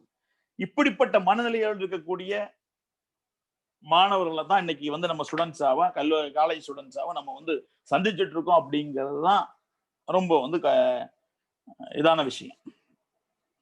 நண்பர்களே, இந்த டிரான்சிஷன் இருக்குல்ல, இந்த டிரான்சிஷன் ஃப்ரம் ஸ்கூல்ல வந்து காலேஜ் லைஃப் ரொம்ப முக்கியம். ஸ்கூல் லெவல்ல வந்து நம்முடைய நோக்கம் ஒரே நோக்கம் தான். 10ஆம் வகுப்புல நல்ல மார்க் எடுக்கணும், +2ல நல்ல மார்க்ஸ் வேணும். இந்த மார்க்கை நல்லா எடுத்துட்டோம்னாலே நம்ம சக்சஸ்ஃபுல். ஏன்னா 10th நல்ல மார்க் எடுத்தா நம்முடைய அடுத்த டெஸ்டினேஷன் 11th ஸ்டாண்டர்ட்ல அட்மிஷன் வாங்குறது மட்டும். இப்ப 11th ஸ்டாண்டர்ட் அட்மிஷன் எதையே பேஸ் பண்ணி நடக்கும்னா 10th மார்க்கை பேஸ் பண்ணி நடக்கும். கல்லூரியில இருக்கக்கூடிய அட்மிஷன் +2 மார்க்கை பேஸ் பண்ணி நடக்கும் இல்லையா? உங்க கூட நண்பர்கள் சில பேர் காலை கல்லூரியில வந்திருப்பாங்க, நம்ம மாலை கல்லூரியில வந்திருக்கோம் அப்படின்னா ஒரு மார்க் வித்தியாசம் தான். ஸோ +2 இருக்கக்கூடிய மார்க்கின் அடிப்படையில் தான் கல்லூரியில் என்ன செய்யுது, அட்மிஷன் நடக்குது. ஆனா கல்லூரி முடிஞ்ச பிறகு அந்த மார்க்கை மட்டும் அடிப்படையா வச்சு உங்க அடுத்த டெஸ்டினேஷன் அமையாது. 10th மார்க்கை பேஸ் பண்ணி 11th வந்து மார்க் 11th டெஸ்டினேஷன் ஆச்சு, 12th மார்க்கை பேஸ் பண்ணி கல்லூரியுடைய அட்மிஷன் ஆச்சு. ஆனா கல்லூரியினுடைய மதிப்பை மட்டும் வைத்துக் கொண்டு எது அமையாது. உங்க அடுத்த டெஸ்டினேஷன் என்னது, உங்க டெஸ்டினேஷன் என்னங்கிறத நீங்க முடிவு பண்ணிட்டீங்களான்னு தெரியாது. அடுத்த டெஸ்டினேஷன் ஒண்ணு வேலைக்கு போறதாக இருக்கலாம், இல்ல ஹையர் எஜுகேஷனா இருக்கலாம். வேலைக்கு போறதாக இருந்தா உங்கள் மதிப்பெண்ணை மட்டும் இன்னைக்கு என்ன செய்ய போறது இல்ல, அவன் கணக்குல எடுக்க போறது இல்ல. இவன் மத்திய அரசாங்கம் புதுசா கொண்டு வந்திருக்கக்கூடிய தேசிய கல்விக் கொள்கையில் என்ன சொல்றான்னா, இப்ப வரக்கூடிய ஸ்டூடெண்ட்ஸ் வந்து 3rd இயர் முடிச்சு வெளியில போய் ஃபியூச்சர்ல ஹையர் எஜுகேஷன் வேணும்னா அதுக்கு ஒரு எக்ஸாம் எழுதணும், நீட் மாதிரி ஒரு எக்ஸாம் எழுதி தான் போகணுங்கிறான். நீங்கள் ஃபார்ச்சுனேட், கொரோனா வந்ததுனால இதுல நன்மைகள்ல ஒண்ணு என்ன, இதா கூட இருக்கலாம். அடுத்த வருஷம் வரக்கூடிய +2 ஸ்டூடெண்ட்ஸ் நம்ம ஒருவேளை வந்து +2 மார்க்கையும் தாண்டி பொதுவான ஒரு தேர்வு எழுதி, நீட் என்கிற ஒரு தேர்வை கொண்டு வந்து நீங்க பிகாம் ஜாயின் பண்ணாலும், பிஎஸ்சி ஜாயின் பண்ணாலும், பிசிஏ ஜாயின் பண்ணாலும், பிஏஎஸ்எம் ஜாயின் பண்ணாலும் அந்த பொதுவான தேர்வு எழுதி அந்த மதிப்பெண் வச்சு அட்மிஷன் தரணுங்கிறது மத்திய அரசாங்கம் சொல்லு. சோ அவங்களே உங்க தேர்வு மதிப்பெண்களை இங்க எடுக்கிறது இல்லை. நான் அது உங்களுக்கு அந்த சிக்கல் இப்ப இல்லை, நீங்க அட்மிஷன் வாங்கிட்டீங்க. ஆனா வேலைக்கு போனோம் அப்படிங்கிற போது அந்த மார்க் மட்டும்தான் உங்களுக்கு என்ன செய்யாது, அதையும் தாண்டி பல ஸ்கில்ஸ் உங்களுக்கு தேவைப்படுது. இந்த பேச்சுடைய கடைசியில நான் அதுக்கு வரேன், ஓகேவா? அது என்னென்ன ஸ்கில்ஸ் தேவை, நம்ம நல்லா படிக்காமலே நல்ல வேலை வாங்க முடியுமா, வாங்கலாம், அதுக்கு என்ன ஸ்கில்ஸ் வேணும் அப்படிங்கிறத பற்றி இறுதியில நம்ம ஒரு சில விஷயங்கள் நம்ம என்ன செய்யலாம், பேசு. சோ கல்லூரியில வந்து நம்ம வரோம், கல்லூரியில வரும்போது இந்த மாதிரி சிக்கல் எல்லாம் வராங்க. இங்க சந்திக்கக்கூடிய சவால்கள் அது மாதிரி நீங்க வந்து இப்ப அட்மிஷன் டைம்லயே சில பேருக்கு இது நிறைய பேர் வருத்தப்பட்டிருக்க மாட்டாங்க, ஒரு சில பேர் வருத்தப்பட்டிருக்க வாய்ப்பு. இந்த கோர்ஸ் செலெக்ஷனு, என்ன கோர்ஸ் எடுக்கிறது, நீங்க ஒரு கோர்ஸ் நினைச்சிட்டு வந்திருப்பீங்க, இங்க ஒரு கோர்ஸ் கிடைச்சிருக்கும், ஸோ அந்த கோர்ஸ் கிடைக்கலையே, ஃப்ரெண்ட்ஸு ரிலேட்டிவ்ஸ் வீட்டில் கலாய்ப்பாங்க, அதெல்லாம் பிரச்சனையே கிடையாது, அதெல்லாம் பிரச்சனையே கிடையாது. பிகாம்னு சொல்லி வரக்கூடிய எந்த கோர்ஸும் பிகாம் தான்.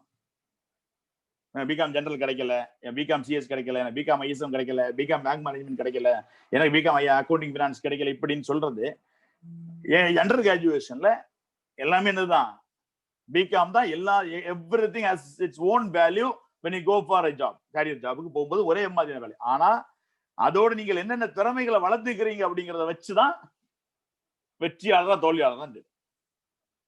ஸோ அதனால எனக்கு அந்த சீட்டு கிடைக்கல, இந்த சீட்டு கிடைக்கல அப்படிங்கிறக்கா மன வருத்தப்பட வேண்டிய அவசியமே இல்லை. தூக்கி போடுங்க, எது கிடைக்குதோ அதை வைத்து நான் வந்து செய்யலாம், இந்த சவாலை சமாளிச்சுக்கலாம் வெற்றி பெறலாம். அதனால அதை பார்க்க வேண்டிய அவசியமே கிடையாது. புது கல்லூரி மாணவனுக்கான சவால்கள் நம்ம எடுத்துக்கிட்டோம்னா, இப்போ மாலை கல்லூரி மாணவன்கிட்ட பேசிட்டு இருக்க 2 விஷயங்கள் இங்க சவால். புது கல்லூரி மாணவனாக என்ன சவால்? புது கல்லூரி நல்ல ஒரு இடத்துல இருக்கு. நீங்க எனக்கு ஆன்லைன்ல இருக்கனால அதை பார்க்க முடியல. Centre of the heart of the சிட்டிம்போம். எவ்வளவு அழகான இடம் தெரியுமா? நம்ம கல்லூரியுடைய பக்கத்திலே, இடது பக்கத்திலே சென்னைக்கு மிக பிரபலமான சத்யம் தியேட்டர் அங்கதான் இருக்கு. சத்யம் தியேட்டர் காம்ப்ளெக்ஸ் கேள்விப்பட்டிருப்பீங்க. நீங்க நிறைய பேர் போயிட்டே வந்திருப்பீங்க சென்னையில் இருக்கு இல்லையா? அது பக்கத்துல தான் இருக்கு. கொஞ்சம் தள்ளி போனா எக்ஸ்பிரஸ் அவென்யூ இருக்கு. இஏ பைசாவே இல்லாம நல்லா சுத்தலாம். நிறைய பேர் அங்கேயும் சுத்த வருவாங்க, நமக்கு யூஸ் ஆயிருக்கும். இந்த பக்கம் கொஞ்சம் வசதி கம்மியான உட்லாண்ட்ஸ் தியேட்டர். தியேட்டரை சுத்தி நம்ம காலேஜ் சுத்தி இருக்கு. பீச் வேணும்னா உலகத்திலே மிகப்பெரிய பீச் மெரினா பீச் கொஞ்சம் பக்கத்துல தான் இருக்கு. நமக்கு வந்து இந்த வயசு அடலசன் வயசு, காலேஜில் கோ எஜுகேஷன்ல கவலைப்பட வேணாம். சுத்தி லேடிஸ் காலேஜ் இருக்கு. எஸ்ஐடி காலேஜா இருந்தாலும் சரி, பேங்க்ல இருக்கக்கூடிய ஸ்டெல்லா மேரிஸ் காலேஜா இருந்தாலும் சரி, எதிரிலே 2 கேர்ள்ஸ் ஸ்கூல் எல்லாம் இருக்கு. இப்படி உன்னை எப்படியெல்லாம் கெடுக்கணுமோ, உன்னை எப்படியெல்லாம் வந்து இது பண்ணணுமோ, இந்த வயசை வந்து தப்பா பயன்படுத்தணுமோ, உன்னை டீவியேட் பண்ணணுமோ, அதுக்கு எல்லா வாய்ப்புகளையும் யார் வச்சிருக்கோம்? இந்த கல்லூரியை சுத்தி இருக்கு. நாங்க வைக்கலப்பா, அதுவா அமைஞ்சிருக்கு. இந்த வயசுல 17 வயசுல இவ்வளவு ஊடகத்துடைய தாக்கத்தில் இருக்கக்கூடிய நீங்க படிக்க மட்டும்தான் செய்வோம், இதெல்லாம் வந்து என்ன செய்யாது, என்ன தாக்காது அப்படின்னு சொல்லும் போது இது ஒரு சவாலாவே உங்களுக்கு அமையும். இந்த சவாலை நீங்க எப்படி கடக்கிறீங்க அப்படிங்கிறத வச்சுதான் உங்களுடைய வெற்றியும் இருக்கு. அதுக்கு அர்த்தம் நீ படத்துக்கு போகாதுன்னு நான் சொல்லல. எந்த அளவுக்கு உன்னுடைய கட்டுப்பாட்டில் இருக்கிறது அப்படிங்கிறத வச்சு உன் வெற்றி இருக்கும். மாலை கல்லூரி மாணவர்களுக்கு இன்னும் ஒரு சவால். இவ்வளவு நாள் நம்ம காலையில எந்திரிச்சிருவோம், சீக்கிரமா எந்திரிச்சிருவோம். எந்திரிச்ச உடனே முதல் வேலை என்னவா இருக்கும்? ஸ்கூலுக்கு போகணும் இல்லையா? நிறைய பேர் டியூஷனுக்கு போயிருக்கலாம். எந்திரிச்ச உடனே பள்ளிக்கூடம் போகணும். காலையிலேயே பள்ளிக்கூடம் அல்லது ஸ்கூலுக்கு போய் கொண்டிருந்த நாம இனிமேல் நம்ம காலேஜுக்கு வரணுங்கிற டைம் வந்து எப்போ ஆகுது? 2 மணி. 2 மணி காலேஜ் வரணும். இது மிகப்பெரிய ஒரு சவால் இல்லையா? காலேஜில் எந்திரிக்க மாட்டோம்னா சில பேர், எனக்கு தெரியும், நம்ம காலையில வந்து சேரக்கூடிய பல பேர் வந்து வறுமையில இருக்காங்க. அது அந்த டாபிக்கு நான் வரேன்.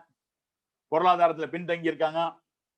நிறைய பேர் வேலைக்கு சென்று விட்டு கல்லூரிக்கு வரக்கூடிய ஆட்கள்லாம் இருக்காங்க. இப்படிப்பட்ட மாணவர்களும் எனக்கு தெரியும், நிறைய பேர் தெரியும், கஷ்டப்படக்கூடிய மாணவர்களையும் தெரியும். ஆனாலும் கூட இந்த மத்தியான நேரம் கிளாஸ் ஆரம்பிக்கிறதுங்கிறது உங்களுக்கு ஒரு சவால் அமையும். அப்புறம் ஏன் சார் ஈவினிங் காலேஜ் வைக்கிறீங்க என்கிட்ட கேட்காதீங்க. அதிகமான மாணவர்களுக்கு வந்து இது பயன்பெறணும். நம்ம இருக்கக்கூடிய கல்லூரியில வந்து டே காலேஜ் மட்டும் வச்சாச்சுன்னா ஈவினிங் காலேஜ்ல வந்து ஒரு 3000 பேருக்கு வாய்ப்பு இல்லாம போயிடும். ஸோ அந்த 3000 பேருக்கும் பயன்படணும் அப்படிங்கிற நல்லெண்ணத்தோடு தான் 2 ஷிஃப்டா வச்சிருக்கோம். மத்தியானத்துல நம்ம ஆரம்பிக்கிறோம்.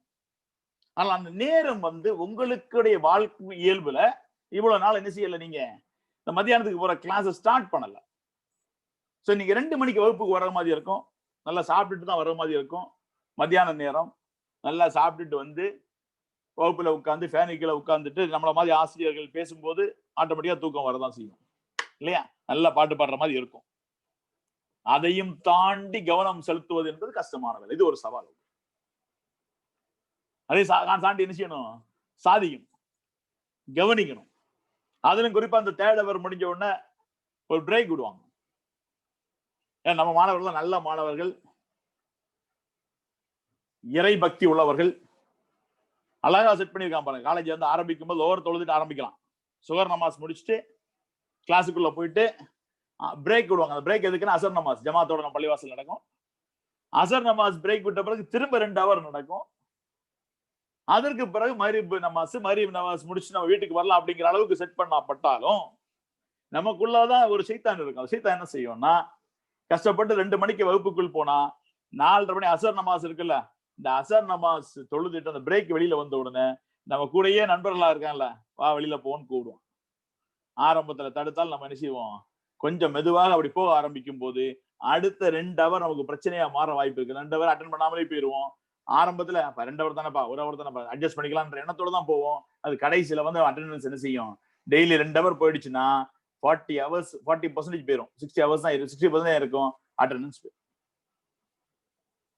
மாலை கல்லூரிக்கு ரொம்ப இது கஷ்டமானது. இதுல மாணவர்களுடைய பிரச்சனை இருக்கு. காலையில டிஃபன் சாப்பிட மாட்டான், காலையில வந்து அன்ப்ரொடக்டிவ் ஹவர்ஸ் ஆயிரும், காலையில எந்திரிக்கிறது தூக்கம் கொஞ்சம் ஜாஸ்தியாகும். ஏற்கனவே தூக்க பிரச்சனை நான் வருவேன், அதுக்கும் தூக்கத்துல ஒரு பிரச்சனை இருக்கு உங்களுக்கு. அப்ப தூக்கம் வந்து சேஞ்ச் ஆகிறதுக்கும், காலையில பிரேக்ஃபாஸ்ட் மாறும்போது உணவு பழக்கங்களுடைய டைமிங் மாறுவதற்கும், அதனுடைய மொத்த தொடர்பா உங்களுடைய மொத்த இயக்கமும் மாறுவதற்கும் இங்க ஒரு வாய்ப்பு இருக்கு. அந்த இடத்துல நீங்க என்ன செய்யுங்க, உஷாரா இருந்துக்குங்க. அதுக்கு தகுந்தாற் போல என்ன செய்யுங்க, அந்த வேலையை செய்யுங்க. இது ரொம்ப முக்கியமான ஒரு விஷயம். நண்பர்களே, இன்னொரு பிரச்சனை இருக்கு, ரொம்ப ரொம்ப மிக முக்கியமான ஒரு பிரச்சனை, ரொம்ப பிரச்சனை. என்ன பிரச்சனை அது? இந்த வீடியோ கேம்ஸ் இருக்கு தெரியுமா? இப்ப கூட நான் பேசும்போது கையில் வைத்துக் கொண்டு சில பேர் ஆடிக்கொண்டிருக்கின்றார்களே, செல்போன் இருக்குல்ல, இது இந்த யங்ஸ்டர்ஸ் வந்து மிகப்பெரிய ஒரு பிரச்சனையா அது மாறும். செல்போனை யூஸ் பண்ண மாட்டீங்களான்னு கேட்காதீங்க சார், நாங்க யூஸ் பண்றோம். இன்னைக்கு வந்து கொரோனாவை விட, கொரோனாவில் வந்து நம்ம ரிலேட்டிவ்ஸ், நம்முடைய தெரிந்தவர்கள் எல்லாம் நிறைய பேர் மரணப்பட்டு விடும்போது இருந்திருக்காங்க. பொருளாதாரத்தில் இந்த நாட்டு நிறைய பிரச்சனையை சந்திச்சிருக்கு. நம்ம வீடுகளிலும் பக்கத்து வீடுகளிலும் எல்லாத்தையும் பொருளாதார பிரச்சனை எல்லாம் இருக்கு. இதை பற்றியெல்லாம் கவலைப்படாத நாம ரொம்ப வருத்தப்பட்டோம் 2 வாரமா. எதுக்கு, குறிப்பா 1 வாரமா எதுக்கு நம்ம ரொம்ப வருத்தப்பட்டோம் சொல்லி, நம்ம யங்ஸ்டர்ஸ் எதுக்கு ரொம்ப வருத்தப்பட்டாங்க? பப்ஜியை பேன் பண்ணிட்டாங்க, கேம்ஸை பேன் பண்ணிட்டாங்க, தடை செய்து விட்டார்கள். ரொம்ப ரொம்ப வந்து அதான் கை ஒடிந்தது மாதிரி, ஏதோ வாழ்க்கையிலிருந்து தொலைந்து போனது மாதிரி பல யங்ஸ்டர்ஸ் அதை ஃபீல் பண்றாங்க. நீங்க மட்டும் இல்லப்பா, உங்களுக்கு முன்னாடி இருக்கக்கூடிய, அதுக்கு முன்னாடி இருக்கக்கூடிய எல்லாருமே இதுல வந்து என்ன செய்யறாங்க, ரொம்ப வருத்தப்படுறாங்க. புரியுதா? பப்ஜினோட நம்ம பப்ஜி மட்டும் சொல்லல, அது மாதிரியான கேம்ஸ். நீ பப்ஜி விட்டு அடுத்து ஒரு ஜி வரும் உனக்கு இல்லையா? செல்போன்ல வீடியோவில் இந்த கேம் ஆடுறது வந்து இன்னைக்கு நிறைய பிரச்சனைகளை உருவாக்கு. எப்ப ஆரம்பிக்கிறோம் அந்த விளையாட்டை யோசிச்சு பாருங்க. எத்தனை மணிக்கு ஆரம்பிப்போம்? பெரும்பாலும் சாயங்காலம் ஆரம்பிப்போம். சாயங்காலம் ஆரம்பிச்சு அடுத்த நாள் காலை, அதாவது இன்னைக்கு மகரிபில இருந்து அடுத்த நாள் காலை சுபு வரைக்கும் விளையாடக்கூடிய நண்பர்கள்லாம் இருக்காங்க. உங்களுக்கு தெரியும் இல்லையா? செல்போன் வாங்கி தருவாங்க, போர்வைக்குள்ள லைட் எரிஞ்சுக்கிட்டே இருக்கும், கேம் ஆடுறோம். கேம் ஆடுறது தவறே இல்லை. ஒரு விளையாட்டு என்பதோ ஒரு என்டர்டைன்மெண்ட் என்பதோ அது தவறு இல்லை. அது என்டர்டைன்மெண்டாக இருக்கும் வரைக்கும் அது தவறு இல்லை. அது போதையாக மாறும் போது அது நமக்கு வந்து பிரச்சனை. இன்னைக்கு நம்ம தூக்கமே ஒழுங்கா இல்லையே, தூக்கம் ஒழுங்கா இல்லை. நிறைய முஸ்லிம் நண்பர்கள் இங்க இருப்பார்கள். நம்ம முஸ்லிம் நண்பர்களுடைய இது நமக்கு தெரியும். எஷா முடிஞ்ச உடனே தூங்கணும், காலையில ஃபஜருக்கெல்லாம் எந்திரிக்கணும் அப்படிங்கிற ஒரு வழக்கம் நம்மகிட்ட இருந்துச்சு. சின்ன சின்ன வயசுல எல்லாம் ரைம்ஸ் எல்லாம் படிச்சிருப்போம். Early to bed, early to rise makes a man healthy, wealthy and wise. கேள்விப்பட்டிருக்கோம் இல்லையா? படிச்சவன் ரைம்ஸ் ஞாபகம் இருக்கான்னு தெரியல. சீக்கிரமாக தூங்கி சீக்கிரமாக எந்திரிச்சோம்னா ஒரு மனிதனை வந்து ஹெல்த்தியா வச்சிருக்கும், வெல்த்தியா வச்சிருக்கும், பரக்கத்தா வச்சிருக்கும் நம்ம சொல்லுவோம். அந்த தூக்கம் போயிடுச்சு இந்த கேம்ஸ்னால.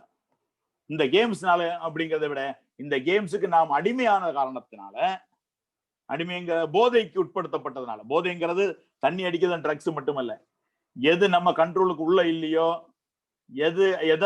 எதனுடைய கண்ட்ரோல்ல நாம இருக்கிறோமோ அது எல்லாமே என்னதான், போதை தான். எது நம்ம கண்ட்ரோல்ல இல்லையோ, எதன் கண்ட்ரோல்ல நம்ம இருக்கிறோமோ அது எல்லாமே போதை தான். இன்னைக்கு இளைஞர்களுடைய மிகப்பெரிய கோல் இந்த கேம்ஸ் தான், இந்த செல்போன்ஸ் தான். மீண்டும் நான் சொல்றேன், நீ கேம் விளையாடுறது தப்பே இல்லை. உன் கட்டுப்பாட்டுக்குள் அந்த கேம் இருப்பது வரை, உன்னுடைய எந்த வேலைகளையும் பாதிக்காத வரை, உன்னை எந்த உடம்பையும் பாதிக்காத வரைக்கும் அது இருந்துச்சுன்னா அது வந்து என்ன இல்லை, தப்பு இல்லை. அப்படி இருக்கிறதா அப்படிங்கிற கேள்வி நீங்க கேட்டுக்கங்க. இன்னைக்கு தூக்கம் போயிடுச்சு. இன்னைக்கு நான் நண்பர்கள் கேட்டாங்க, நேற்றைய தினம் நான் பார்த்துட்டு இருந்தேன், மேடம் பேசிட்டு இருக்கும்போது ஸ்லீப்பே இல்லை, தூக்கமே இல்லை அப்படிங்கிற மாதிரியான வார்த்தை. எப்படி தூக்கம் வரும்? கேம் ஆடும்போது நம்ம எப்படி சாதாரணமா ஆடுறோம், மனசு எப்படி அந்த ஆன்சைட்டி இருந்துட்டே இருக்குல்ல. அடுத்து அதுவும் எப்படிப்பட்ட கேமு, ஷூட் பண்றான், வெட்டுடா இல்லையா, வன்முறையை வந்து அந்த வார்த்தைகளே பேசுறோம். 2 நாளைக்கு முன்னாடி டிவியில ஒரு ஷோ பார்த்தேன், இது சம்பந்தமா ஒரு ஷோ பார்க்கும்போது ஒரு பொண்ணு பேசுறான், +2 பொண்ணு. நான் வந்து 12 மணி நேரம் கேம் ஆடுவேன், அப்பா தடுத்தாருன்னா எனக்கு என்ன வார்த்தை வருது? அப்பா எடுறா, துப்பாக்கி எடுறா, ஷூட் பண்றான்னு தம்பிகிட்ட சொல்லுவேன். ஏன் வந்துச்சு அப்படின்னா அந்த கேமுடைய தாக்கம். அப்ப அந்த கேம் வந்து நம்மளை பாதிக்குது, நம்மளுடைய தூக்கத்தை தூக்குது. நண்பர்களே, 11 மணில இருந்து 3 மணி வரை ஒருத்தனுக்கு தூக்கம் இல்லைன்னா அவனுடைய ஹெல்த் பாதிக்க ஆரம்பிக்கிறதுன்னு அர்த்தம். இன்னைக்கு ஒன்றை வந்து ஹெல்த் நல்லா இருக்கனால, ஸ்டாமினா நல்லா இருக்கனால உனக்கு இப்போது தெரியாமல் இருக்கலாம். ஆனா மனதளவுல நீ யோசிச்சுப்பாரு, மைண்ட் ஒர்க் ஆகுது. 11 to 3 தூக்கம் இல்லைன்னு வச்சுங்களேன், ஒரு ஆளை வந்து உடச்சு போட்டு மைண்டை வந்து ஸ்டக் பண்ணுது, ரத்த ஓட்டம் இல்லாம இருக்குது, டிப்ரெஷன் ஆக்குது, ஒரு அலர்ட்டாவே இருக்குது. அடுத்து என்ன செய்வோம், அடுத்து எவன் எங்க இருந்து வரான், எப்படி அட்டாக் பண்றது. அந்த கேம்ல நம்ம அந்த அளவுக்கு ஆன்சைட்டியா இருக்கும் இல்லையா? அது வந்து ஒரு ஆன்சைட்டி டிஸார்டர், மனப்பதட்ட நோயின் ஒரு நோயே உருவாக்குது. அந்த நோய் உருவாதனால என்ன ஆகுது? முதல்ல நீங்க வீட்டுல போய் கேட்டு பாருங்க, அம்மாட்ட நான் முன்னாடி எப்படி பேசுவேன், இந்த கேம் ஆடின பிறகு அம்மா அப்பாட்ட எப்படி நான் ரெஸ்பாண்ட் பண்றேன். எரிஞ்சு விழுவான், சரியான பதிலே பேச மாட்டான், பாசமாக பேசவே தெரியாது, எதிர்த்து பேசுவான், சண்டை நடக்கும், குழப்பங்கள் நடக்கும். வீட்டுல அப்பா அம்மாட்டே எதிர்த்து பேசக்கூடிய அளவுக்கு நமக்கு மூளை வேலையே செய்யாது. ஒரு நாள் அந்த நைட்டு தூக்கம் இருக்கும்போது பகல்ல ஃபுல்லா அந்த தூக்கத்துடைய தளர்ச்சி தொடர்ந்து இருக்குமா, ப்ரொடக்டிவா எந்த வேலையும் நீ செய்ய முடியாது. படிப்பதை விட்டு விடுங்கள், படிப்பதை நான் படிக்க நான் வரல. இதை தவிர்த்து இந்த பருவத்தில் நீ வந்து என்ஜாய் பண்ண வேண்டிய எல்லா என்ஜாய்மெண்ட்டையும் அந்த கேமுக்காக வேண்டி நீ வந்து என்ன செய்ய போற, இழக்க போற. வாழ்க்கை ரொம்ப வந்து விசித்திரமான ஒரு வாழ்க்கை, அது ரொம்ப அழகான வாழ்க்கையும் கூட. அதுல குறிப்பா இந்த வயசு இருக்கு, இந்த காலேஜ் லைஃப், இந்த காலேஜ் லைஃப்ல கேமை தாண்டி, அந்த செல்போனை தாண்டி நேரடியாக என்ஜாய் பண்ண வேண்டிய நிறைய விஷயம் இருக்கு, அனுபவப்பட வேண்டிய நிறைய விஷயம் இருக்கு. ஆனா இங்க நீ அந்த போதைக்கு என்ன செய்யற, விடுபட்ட. ஏதாவது சொன்னா சார் நான் கொஞ்சம் அவுட் பண்ணிக்கிறேன் சார். கிளாஸ்ல கூட கிளாஸ் எடுத்துட்டு இருந்தாச்சுன்னா கூட அவன் கேம் ஆடுறதுக்கான நோக்கத்தை பார்ப்பான். இன்னும் சொல்ல போனா தூங்கிட்டு இருப்பான். தூங்கிட்டு இருந்தா கூட முதல்ல டக்குன்னு எந்திரிப்பான். ரெஸ்ட் ரூம் ஏதாவது போறதுக்கு எந்திரிச்சா கூட ரெஸ்ட் ரூம் போக மாட்டான், முதல்ல எதை எடுப்பான், செல்போன் எடுத்து யாராவது மெசேஜ் அனுப்பியிருக்காங்களா, ஏதாவது வந்திருக்கு அப்படிங்கிறது பாக்குற அளவுக்கு நம்மளை அது என்ன செய்ய இருக்கு, நம்மளை அது கட்டுப்பாட்டுல வச்சு உஷாரா இருந்துங்க. இதை நம்ம வந்து கட்டுப்படுத்த, நம்ம கட்டுப்பாட்டுக்குள்ள இது கொண்டு வரவில்லை என்று சொன்னால் இது நம்ம லைஃப என்ன செய்யும், அது கெடுக்கும், நமக்கு கெட்ட பேரை உருவாக்கி விடும், நம்மளுடைய இயல்பான சுபாவங்கள் வெளியில வராது, நம்ம நேச்சுரலா பாசமா பேசுறது கூட வெளியில வராது. இன்னும் வருத்தமான விஷயம் என்று சொன்னால், நீங்கள் மனிதர்களோடு பழகுவதை விட அதிகமான இயந்திரங்களோடு பழகும் போது மனிதர்களுக்கே உண்டான எமோஷன்ஸ் எதுவுமே என்ன செய்யாது, இங்கே இருக்காது. அதனால அதுல கொஞ்சம் உஷாரா இருங்க. நான் போதைன்னு சொல்லும் போது வீடியோ கேம்ஸ் மட்டும் இல்ல, ஒரு சில பேருக்கு வந்து கல்லூரி வருகின்ற போது தவறான பழக்க வழக்கங்கள் ஏற்பட்டு ட்ரக்ஸ் மாதிரியான விஷயங்கள் தொடர்பு ஏற்படுவதற்கும் வாய்ப்பு இருக்கு. நண்பர்களே, அது வேண்டாம். ஆரம்பத்திலே கிள்ளி விடுங்கள். ஒரு தடவை தான், 2 தடவை டேஸ்ட் பண்ணி பாருடா, அப்புறம் விட்டுலாம் அப்படிங்கிற மாதிரி எல்லாம் தூண்டப்படுவோம். ஆனால் அதில் விழுந்து விட்டோம் என்று சொன்னால் நாளை காவல்துறைக்கு வரைக்கும் போய் பல பிரச்சனைகளை சந்திக்க வேண்டிய சூழ்நிலைக்கு நாம் தள்ளப்படுவோம். அதனால அது ஹீரோயிசம் கிடையாது. ஸோ அந்த ட்ரக்ஸ் யூஸ் பண்றதுக்கான வாய்ப்புகளோ, யாராவது உங்களை வந்து அதுக்கு தூண்டுதல் ஏற்பட்டாலும் வெளியே இருந்தெல்லாம் யாரும் வர மாட்டான். உன்னுடைய புதுசாக வரக்கூடிய நட்பு வட்டாரத்தை மிக கவனமாக தேர்ந்தெடுங்கள். உங்களை தூண்டினால் நோன்னு சொல்ல உங்களுக்கு ஆண்மை வேண்டும். அந்த மாதிரி விஷயத்தை நோன்னு சொல்ல கத்துக்க வேண்டும். இல்ல உங்களால நேரடியா சொல்ல முடியலனாலும் டிப்ளமேட்டிக்கா அதுல இருந்து ஒதுங்குவதற்கான வேலைகளை பாருங்க, அது உங்களை நோக்கி வரும். ஓகேவா? அதுல கொஞ்சம் உஷாரா இருங்க, அதுக்கான சூழ்நிலைகள் வரும். ஆல்கஹால் இதெல்லாம் நான் எல்லாம் ஒண்ணு கேட்கிறேன். ஸ்மோக்கிங் இப்ப பெரும்பாலும் ஸ்கூல்ல ஆரம்பிச்சிட்டாங்க. நான் வந்து ஆரம்பத்தில் ஒரு 18 வருஷத்துக்கு முன்னாடி எல்லாம் அது காலேஜ்ல உள்ள வரும், ஸ்கூல்ல ஆரம்பிச்சிட்டாங்க. அதை வந்து டேஸ்ட் பண்ணி பார்ப்பாங்க, விட்டுருவாங்கன்றது ஓகே. ஆனா அதுக்கே நம்ம போதை ஆயிட்டா. கொஞ்சம் வந்து வாய்ப்பு கிடைச்சா, இப்பதான் டைம் நிறைய கிடைக்கும், கொஞ்சம் வாய்ப்பு இருந்தால் அடையார் கேன்சர் இன்ஸ்டியூட்லயோ ராயப்பேட்டில் இருக்கக்கூடிய கேன்சர் இன்ஸ்டியூட்ல போய் 16, 17, 18 வயசு உனக்கு ஒத்த வயசு இருக்காங்க அங்க இருப்பான், அந்த பேச்சு கொடுத்து பாருங்கள். நம்மளோட அழகான கனவுகளோடு 1000 கனவுகள் இருந்தவன் இந்த இதுக்கு அறிவிப்பட்டவன் கேன்சர் வந்ததுல இருந்து வாழ்க்கையே முடிஞ்சு போச்சு. அதனால அதை வந்து ரொம்ப நிச்சயம் நம்ம அதை வந்து கொஞ்சம் உஷாரா இருக்கு. அந்த போதைன்னு சொல்லக்கூடிய இடத்துல தான் நான் அதையும் கொண்டு வரேன். சிகரெட்டுடைய விஷயம் உனக்கு தெரியும். சிகரெட் இங்கிலாந்து மாதிரியான ரொம்ப கூல் பிளேஸ், குளிர் தாங்க முடியாத இடத்துல மனிதன் தன்னை சூடுபடுத்திக் கொள்வதற்காக வேண்டி ஆரம்பிக்கப்பட்ட அந்த புகைப்பழக்கம் இன்னைக்கு 102 டிகிரி வெயில்ல மத்தியான நேரம் 2 மணிக்கு ஜன்னலில் இருந்து நம்ம ஊதுறோம்னா நம்ம எவ்வளவு அறிவார்ந்தவர்கள் என்பதை நாம யோசிப்போம். இந்த போதை. இன்னொரு போதை என்ன தெரியுமா? பஸ்ல வந்து ரூட்டு, ஸ்கூல்ல வந்து எந்த அளவுக்கு அது இருக்காது, கல்லூரியில் வருகின்ற போது லாக்டவுன்லாம் முடிஞ்சு வரும்போது இந்த ஒரு பிரச்சனை வரும். நாங்கெல்லாம் ஒரு ஏரியால வரோம், நான் வந்து இந்த பஸ் அந்த பஸ் ரூட் அப்படின்னு சொல்லி சேர்றதும், அதன் மூலமாக அது நமக்கு நல்ல ஃப்ரெண்ட்ஷிப்பை தந்தா பிரச்சனை கிடையாது. இன்னைக்கு வந்து காவல்துறையும் பப்ளிக் அதை வந்து ரொம்ப தப்பாவும் ரொம்ப மோசமாவும் அதை எடுத்துக்கொள்ற விஷயத்துல, அந்த விஷயத்துல நீங்க என்ன செய்யுங்க, இதா இருங்க. 17 வயசு தான் ஆச்சு. நம்ம கல்லூரிக்கு வரும்போதே பேரண்ட்ஸ் வந்து 2 விஷயம் வச்சிருப்போம். ஏற்கனவே வறுமையினுடைய இதுல நிறைய பெற்றோர்கள் இருப்பாங்க. இன்னைக்கு கொரோனாவுடைய காலம். கொரோனா காலத்துல வந்து பொருளாதாரத்துல நிறைய பிரச்சனை வந்திருக்கு. இதுல ஃபீஸ் கட்டுறதே ரொம்ப கஷ்டப்பட்டு தான் கட்டியிருப்பாங்க. இது போதாதைக்கு செல்போன் வாங்கி கேட்டிருப்பீங்க. அது நல்ல செல்போன் எனக்கு வேணும், அப்பதான் நான் படிக்க முடியும் அப்படிங்கிற மாதிரி வீட்டிலே கஷ்டப்படுத்தி அந்த செல்போனே நீங்க வாங்கியிருக்க வாய்ப்பு இருக்கு. அதையும் மீறி நான் காலேஜுக்கு போனா இந்த பைக்கு தான் வேணும், அந்த பைக் தான் வேணும் அப்படிங்கிற ஒரு இதே நம்ம வைப்போம். உங்க மேல இருக்கக்கூடிய பாசத்தினால, உங்க மேல இருக்கிற மரியாதையின் காரணமாக அந்த பைக்கை வாங்கி தரதுக்கு வாய்ப்புகள் இருக்கு. 18 வயசு உனக்கு லைசன்ஸ் வந்ததுன்னு நீ வாங்கிக்கோ, அதெல்லாம் நமக்கு பிரச்சனை கிடையாது. நிதானமாக ஓட்டணும். நிறைய யங்ஸ்டர்ஸ் இந்த மாதிரி கல்லூரி முதல் நாள் வந்திருந்தவர்கள் சின்ன சின்ன அஜாக்கிரதையினால அவசரப்பட்டு தன்னுடைய ஹீரோயிஸை ரோடுல காட்டுறதுக்கு ஆசைப்பட்ட காரணத்தினாலே பல மாணவர்களை இழந்தவன் என்கின்ற முறையிலே தான் நான் சொல்றேன். நேரடியாக வருடத்திற்கு 1-2 மாணவர்களை தொடர்ந்து இழந்து கொண்டிருக்கிறோம். அதுல அந்த கூட்டத்துல யார் நம்ம வரக்கூடாது, அல்ல நம்மளை எல்லாம் காப்பாற்ற வேண்டும், அந்த நோக்கத்துக்காகவும் நம்ம அதை என்ன செய்யணும், அதையும் கொஞ்சம் பார்த்து. சோ இந்த போதையிலிருந்து நம்ம என்ன செய்யணும், அது பண்ணோம். இன்னொரு விஷயம், கோல் செட்டிங், நோக்கம் இல்லாமல் இருப்பது. இதை பற்றி நிறைய பேர் பேசிட்டாங்க, நான் ரொம்ப நிச்சயம் அதுக்குள்ள போகல. ஆனா ஒரு நோக்கம் இருந்தா தான் நல்லா இருக்கும் இல்லையா? வாழ்க்கையினால ஒரு தேடல் இருக்கணும்ல. தேடல் இல்லாம என்ன வாழ்க்கை? அப்படிதானா? நம்ம பாட்டுல கூட படிச்சிருப்போம், தேடல் உள்ள உயிர்களுக்கே தினமும் பசி இருக்கும், தேடல் என்பது உள்ளவரை வாழ்வில் ருசி இருக்கும். என்ன படம்ன்றது உங்களுக்கு தெரியும் இல்லையா? ஆடல் பாடல் போல தேடல் என்பது கூட ஒரு சுகமே. வாழ்க்கையில ஒரு தேடல் இருக்கணும், ஒரு நோக்கம் இருக்கணும். ஒரு பர்பஸ் இல்லைன்னு சொல்லுங்க வச்சுக்கீங்களேன், அது வந்து ரொம்ப கஷ்டமானது ஒண்ணும் இல்லப்பா. கல்லூரி லைஃப்ல மிக முக்கியமான விஷயம் என்ன தெரியுமா? இங்க நீங்க ஹார்ட் ஒர்க்கே பண்ண வேணாம், ரொம்ப கஷ்டப்படவே வேணாம். நீங்க ஒரு வருஷமா படிச்ச எக்ஸாம் இயர்ல எழுதக்கூடியது நீங்க 6 மாசத்துல நீங்க எக்ஸாம் எழுதிடலாம். எக்ஸாம் எல்லாம் ஈஸி, சப்ஜெக்ட் எல்லாம் ரொம்ப ஈஸியா தான் இருக்கும். நீ நினைக்கிற அளவுக்கு கஷ்டமெல்லாம் இருக்காது. புரியுதா? அப்படி கஷ்டமா இருந்தா ஏன்டவா நான் வந்து உனக்கு என்ன செய்யறேன், அதுக்கான வழிகளையும் சொல்லித்தரேன், எப்படி ஈஸியா படிக்கணும். That is different. ஆனா அதையும் தாண்டி ஒரு நோக்கத்தை வச்சு நம்ம கல்லூரியில இருந்து வெளியில வரோம்னா, ராயப்பேட்டை நியூ காலேஜ்ல இருந்து வெளியில வரோம் அப்படின்னா, வெளியில வந்த உடனே அது எங்க போறோம்ன்ற ஒரு நோக்கம் நம்மகிட்ட இருக்கணும் இல்லையா? வெளியில வந்த உடனே நம்ம இங்க இருந்து என்ன செய்வோம், 1:30 மணிக்கு வீட்டுக்கு போறோம் அப்படிங்கிறது ஒரு நோக்கமா இருக்கும். இல்ல இங்க இருந்து எஸ்ஐடி காலேஜ் பஸ் ஸ்டாப் வரைக்கும் போவோங்கிறது ஒரு நோக்கமா இருக்கும். இல்ல இங்க இருந்து வந்து நம்ம ஒரு பீனிக்ஸ் மால் போறோம் அப்படிங்கிறது ஒரு நோக்கமா இருக்கும். ஏதோ ஒரு இடத்துக்கு போகணும் அப்படிங்கிற ஒரு நோக்கம் இருந்தாதான் நம்ம அது எப்படி போக முடியும், எங்க போகணும்லாம் முடிவு பண்ண முடியும். நம்ம வெளியில வந்துட்டு எங்க போகணும்னே முடிவு பண்ணல, லெஃப்ட்ல கொஞ்சம் தூரம் நடக்கிறோம், அப்புறம் திரும்ப என்னது இங்க போகணாம்பா, நம்ம என்ன செய்வோம், மெரினா பீச் பக்கம் போவோம். மெரினா பீச் பக்கம் பாதி தூரம் போயிட்டோம், இல்ல இங்க வேணாம் மவுண்ட் ரோடுக்கு போவோம். ஒரு பறந்து மேய்ந்து கொண்டு இருந்தா நம்ம வந்து நம்மள என்னன்னு சொல்லுவான், இவன் வந்து மனது சரியில்லாதவன் தானே சொல்லுவான். சாதாரண ஒரு பயணத்துக்கு எப்படி சொன்னான்னா, நம்முடைய வாழ்க்கையுடைய மிக முக்கியமான ஒரு பயணம் இல்ல இது. நம்ம இப்ப டிசைட் பண்றத நம்ம லைஃப்ல வந்து என்ன செய்யணும், ஒரு வந்து நோக்கம் என்ன ஆகணும் அப்படிங்கறத முடிவு பண்ணிக்கும். அது ஆகரமா இல்லையா அப்படிங்கறது ஆண்டவன் கையில விட்டுரு.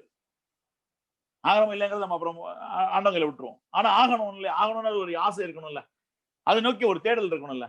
அந்த தேடலும் எதிர்பார்ப்பு இல்லைன்னா வாழ்க்கையே வந்து வேஸ்ட்பா.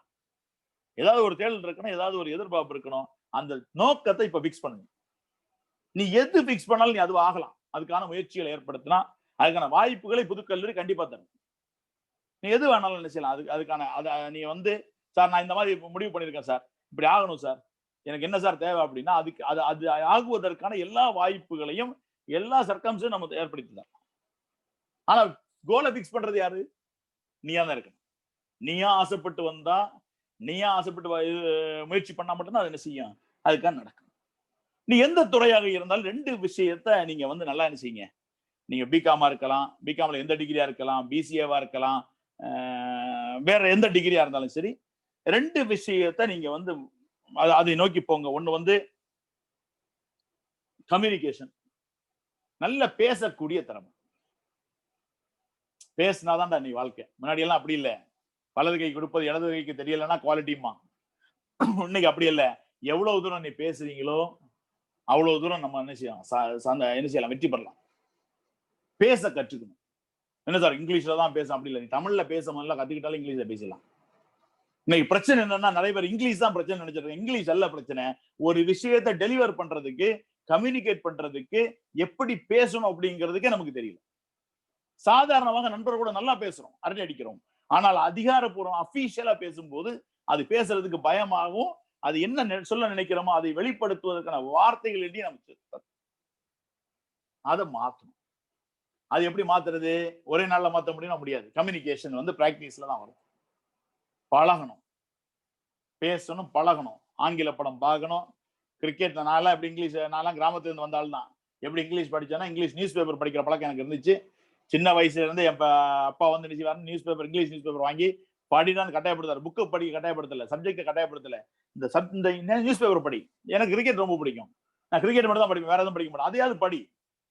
அந்த கிரிக்கெட் படிச்சுட்டு அன்னைக்கு கமெண்ட்ரி கேட்பேன். நம்ம இப்ப டிவியில பாக்குறோம், டிவியில பார்க்கும்போது கமெண்ட்ரிஸ் வரும் இல்லையா, அந்த கமெண்ட்ரிஸ் நல்லா கேட்பேன். எனக்கு தெரியும் கிரிக்கெட் எனக்கு நல்லா தெரியுமா, அப்ப அவங்க சில கமெண்ட்ரியும் எனக்கு தெரியாமலேயே உள்ள போகுது. கொஞ்சம் கொஞ்சமாக அந்த ஆங்கில புலமை எனக்கு வந்துச்சு.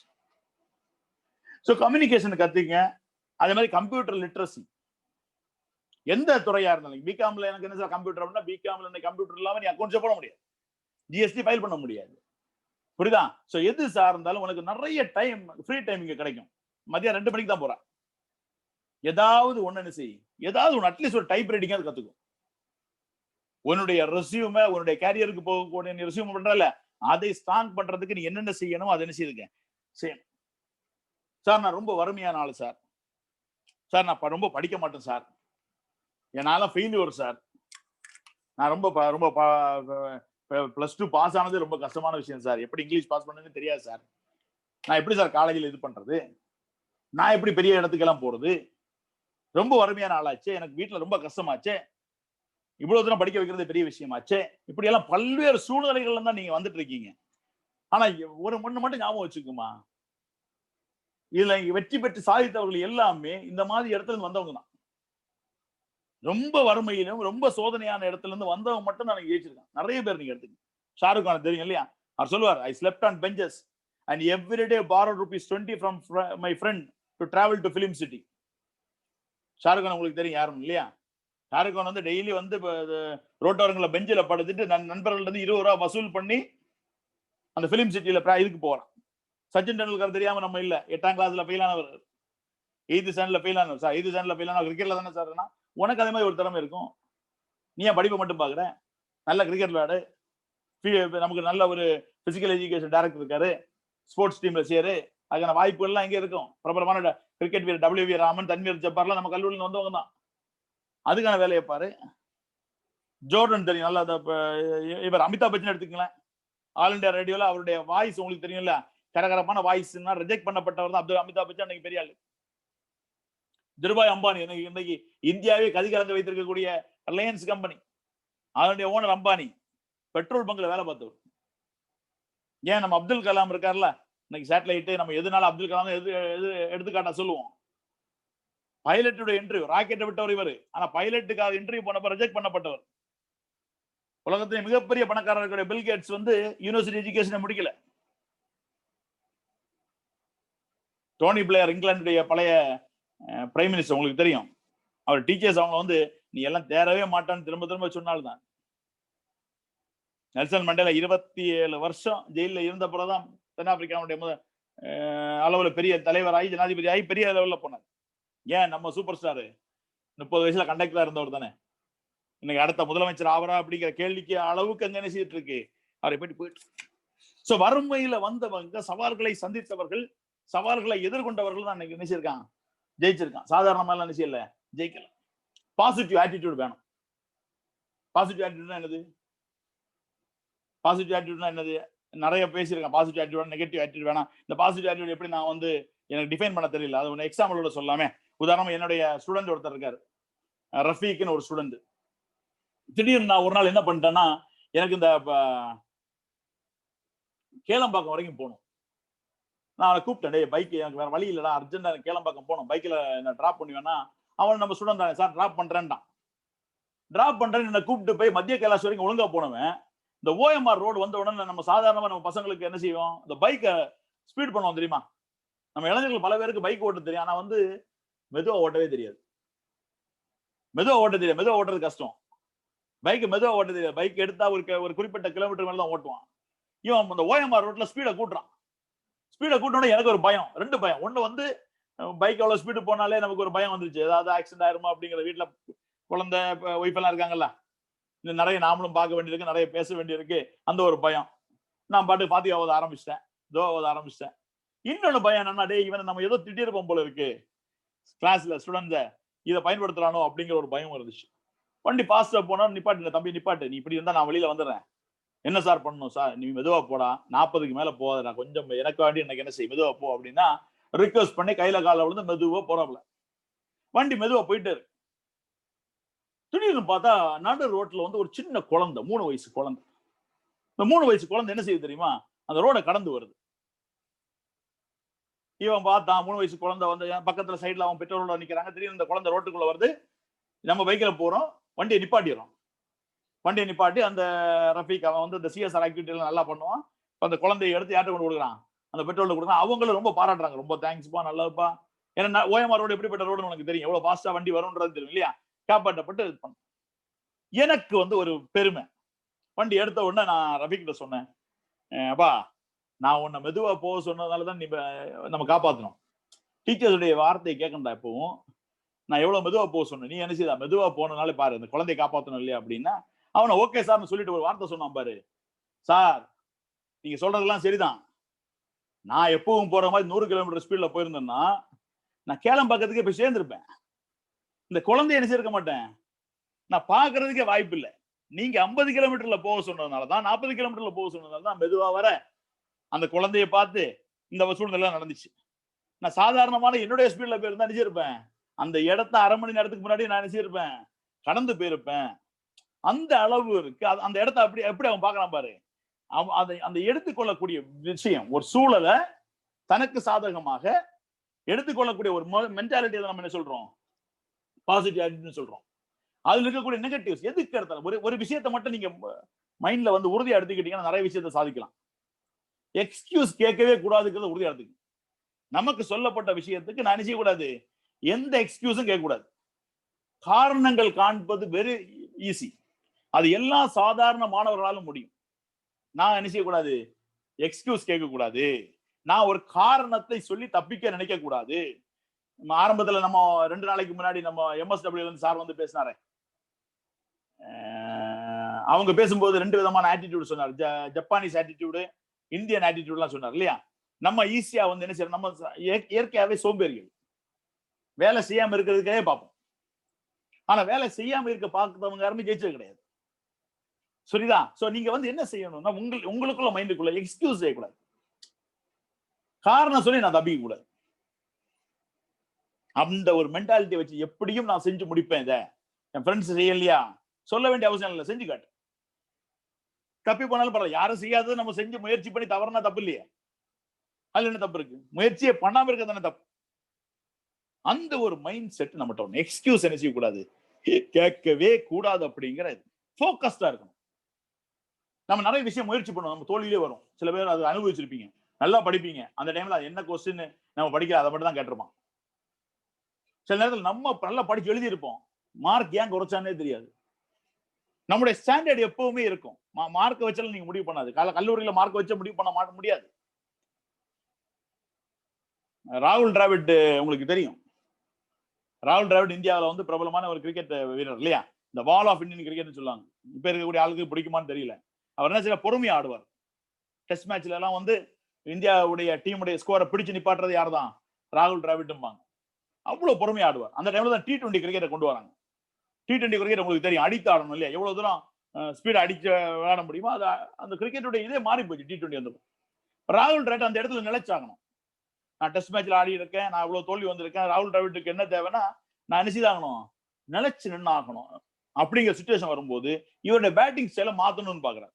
நானும் அடித்தாடணும் முயற்சி பண்றாரு. எவ்வளவுதான் அடிச்சாலும் என்ன செய்ய மாட்டேங்குது, பால் ஃபீல்டர் கையில தான் போகுது.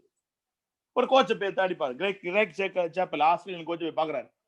என்னப்பா நான் வந்து எவ்வளவுதான் நான் டைமிங் பண்ணாலும், எவ்வளவுதான் ஓங்கி அடித்தாலும் பால் எங்க போகுது, ஸ்ட்ரைட்டா ஃபீல்டர்டே போகுது, என்னால ரன் ஸ்கோர் பண்ண முடியலையே, இது என்ன பிரச்சனை அப்படின்னு சொல்லி கிரேக் சேப்பல்கிட்ட கேட்கிறாரு. அப்ப கிரேக் சேப்பல் கேட்கிறார், நீங்க வந்து பவுண்டரி அடிக்க முயற்சி பண்றீங்கல்ல, நீங்க யாரை கவனிப்பீங்க? எதை பார்ப்பீங்க அப்படின்னா, சார் நான் பாலையும் பார்ப்பேன், ஃபீல்டரையும் பார்ப்பேன். பாலையும் பார்ப்பேன், ஃபீல்டரை எங்கெல்லாம் ஃபீல்டர் நிக்கிறான்னு கவனிப்பேன். ஸோ எங்கெல்லாம் ஃபீல்டர் நிக்கிறான்னு கவனிச்சா நான் அந்த கேப்ல என்ன செய்யலாம், பால் பவுண்டரி அடிக்கிறதுக்கு வாய்ப்பு இருக்கு சார் அப்படின்னு சொல்றாரு. ஒரு சின்ன டெக்னிக்கல் வித்தியாசத்தை மட்டும் பண்ணுங்க.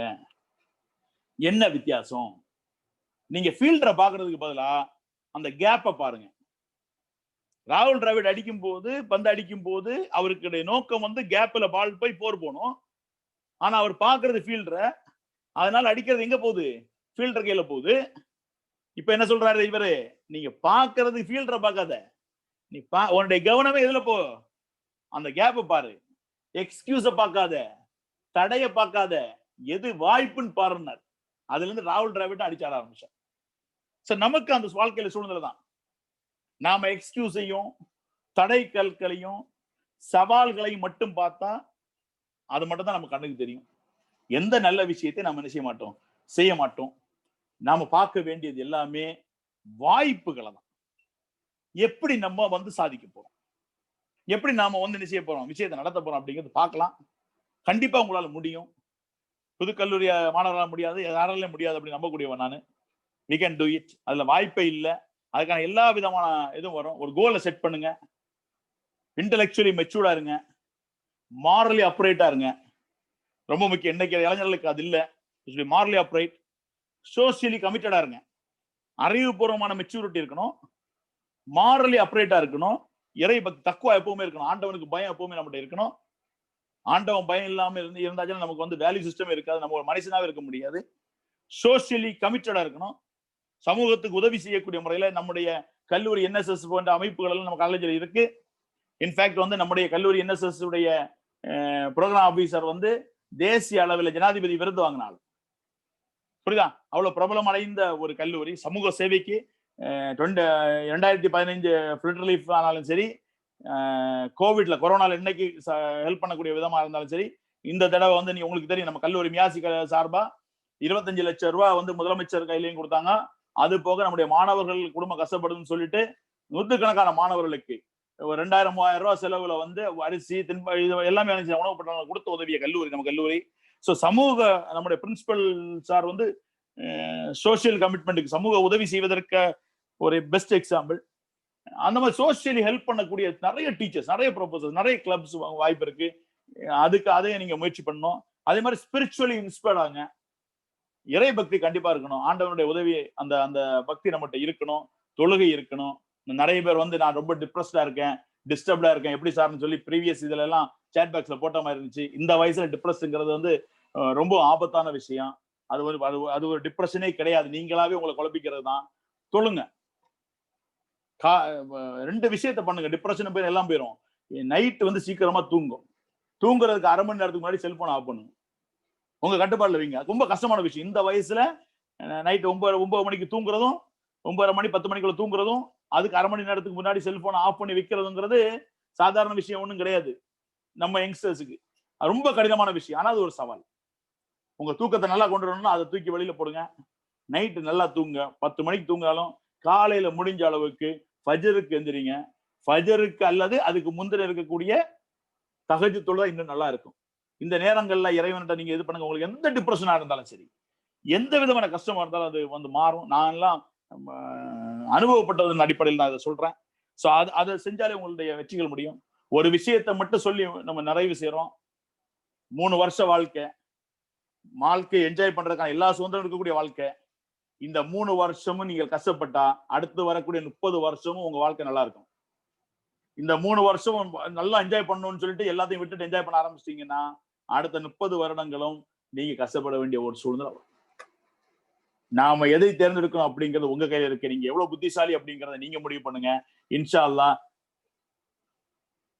அடுத்த 3 வருடங்களும் சிறப்பானதாக, பயனுள்ளதாக, நீங்கள் வெற்றி மாணவர்களாக வருங்காலத்துல வந்து நாங்க வந்து புதிய நியூ ஸ்டூடெண்ட்ஸ் சேர்க்கும் போது உங்கள்ட்ட இருந்து இன்டர்வியூ வாங்கி அதை வந்து அவங்களுக்கு போட்டு காட்டு அவங்கள மோட்டிவேட் பண்ணக்கூடிய ஒரு மாணவர்களாக நீங்கள் எல்லாம் வரணும். அதுக்கான வாய்ப்பை இறைவன் தர வேண்டும் என்று கேட்டு, எனக்கு இந்த ஒரு அரிய ஒரு வாய்ப்பை என்னை நம்பி தந்த நம்முடைய கல்லூரியுடைய நிர்வாகத்துக்கும், குறிப்பாக நம்முடைய முதல்வர் பஷீர் சார் அவர்களுக்கும், நம்முடைய துணை முதல்வர் ஷேக் சார், கமல்நாத் சார் ஆகியோர்களுக்கும் நன்றி கூறி விடைபெறுகின்றேன். நன்றி. அஸ்ஸலாமு அலைக்கும். அஸ்ஸலாமு அலைக்கும் மாணவர்களே. சார் அஸ்ஸலாமு அலைக்கும். வலைக்கும் சலாம் சார். அதாவது மடை திறந்த வெள்ளம் போல் மாணவர்களுக்கு தேவையான அனைத்து விஷயங்களும், அதாவது இது பல வருஷமா நம்ம சொல்லிட்டு இருக்க ஒரு விஷயத்த ஒரு மணி நேர ஒரு உரையில அதாவது தொடக்கத்திலிருந்து முடிவு வரை ரொம்ப அழகா ஒரு சமரைஸ் பண்ணி கொண்டு வந்தது ரொம்ப சிறப்பான ஒரு விஷயம். இது வந்து உங்க மேல உள்ள எனக்கு தெரிந்ததுனால உண்டதுதான். நீங்க செய்ய முடியும், செய்ய முடியுங்கிற அந்த ஒரு காரணத்தினால் அதை வந்து கொடுக்கப்பட்ட ஒரு சமாச்சாரம் தான். ஒரு குறுகிய காலத்துல சொன்னாலும் அதை வந்து நீங்க சிறப்பான முறையில நீங்க இது பண்ணிருக்கீங்க. நிச்சயமா வந்து மாணவர்களுக்கு இது வந்து அவங்கள ரொம்ப சிறப்பா சென்றடைஞ்சிருக்கும் நான் நினைக்கிறேன். ஏன்னா இதுல வந்து சொல்லப்பட்ட கருத்துக்கள் எல்லாமே வந்து அவங்க கண்டிப்பா, ஏன்னா கல்லூரி வாழ்க்கையில் உண்டான பிரச்சனைகளை ஒரு கல்லூரி ஆசிரியர் மாணவர்களோடு நெருங்கிய தொடர்புல இருக்கிற ஒரு ஆசிரியருக்கு தெரிஞ்ச அளவுக்கு வேற யாருக்கும் தெரியறதுக்கு வாய்ப்பு இல்லை. அது இல்லாம இன்றைய சூழலில் இருக்கிற நம்ம மாணவர்களுக்கு என்னென்ன பிரச்சனைகள், புதுக்கல்லூரி மாணவர்களுக்கு என்னென்ன பிரச்சனைகள், அதாவது பொதுவா மாணவர்களுக்கு என்ன பிரச்சனைங்கிறதுக்காக நிறைய விஷயங்கள் இருக்கு. ஆனா புதுக்கல்லூரி மாணவருக்கு என்னென்ன பிரச்சனை அப்படிங்கிறது, இது எல்லாத்தையுமே நீங்க வந்து ஒரு பட்டியலிட்டு அழகா அதுக்குண்டான தீர்வுகளையும் சொல்லி அவங்களுக்கு வந்து நீங்க அதாவது அவங்களுக்கு நாளை இந்த கல்லூரியில் இந்த 3 ஆண்டு காலம் எப்படி அவங்க சிறப்பாக செயல்பட வேண்டும் என்பதற்காக நீங்க சொன்ன அத்தனை கருத்துக்களும் மிகவும் வரவேற்கத்தக்கது.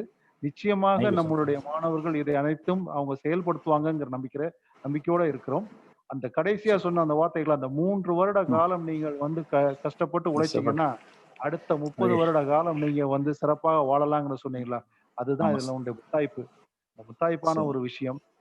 மிக்க நன்றி. அதாவது எங்களுடைய இந்த வேண்டுகோளை ஏற்று இந்த உரையை உங்களுக்கு இந்த மாணவர்களுக்கு ஏற்று அளித்ததுக்கு மிக்க நன்றி. நம்ம வந்து மீண்டும் சந்திக்கலாம். Thank you sir. On behalf of the management, the principal, and also on behalf of the students and of officials, I thank Professor Ansar for his, very well informed speech and also for a wonderful presentation. Thank you very much, Professor Ansar. Thank you, sir.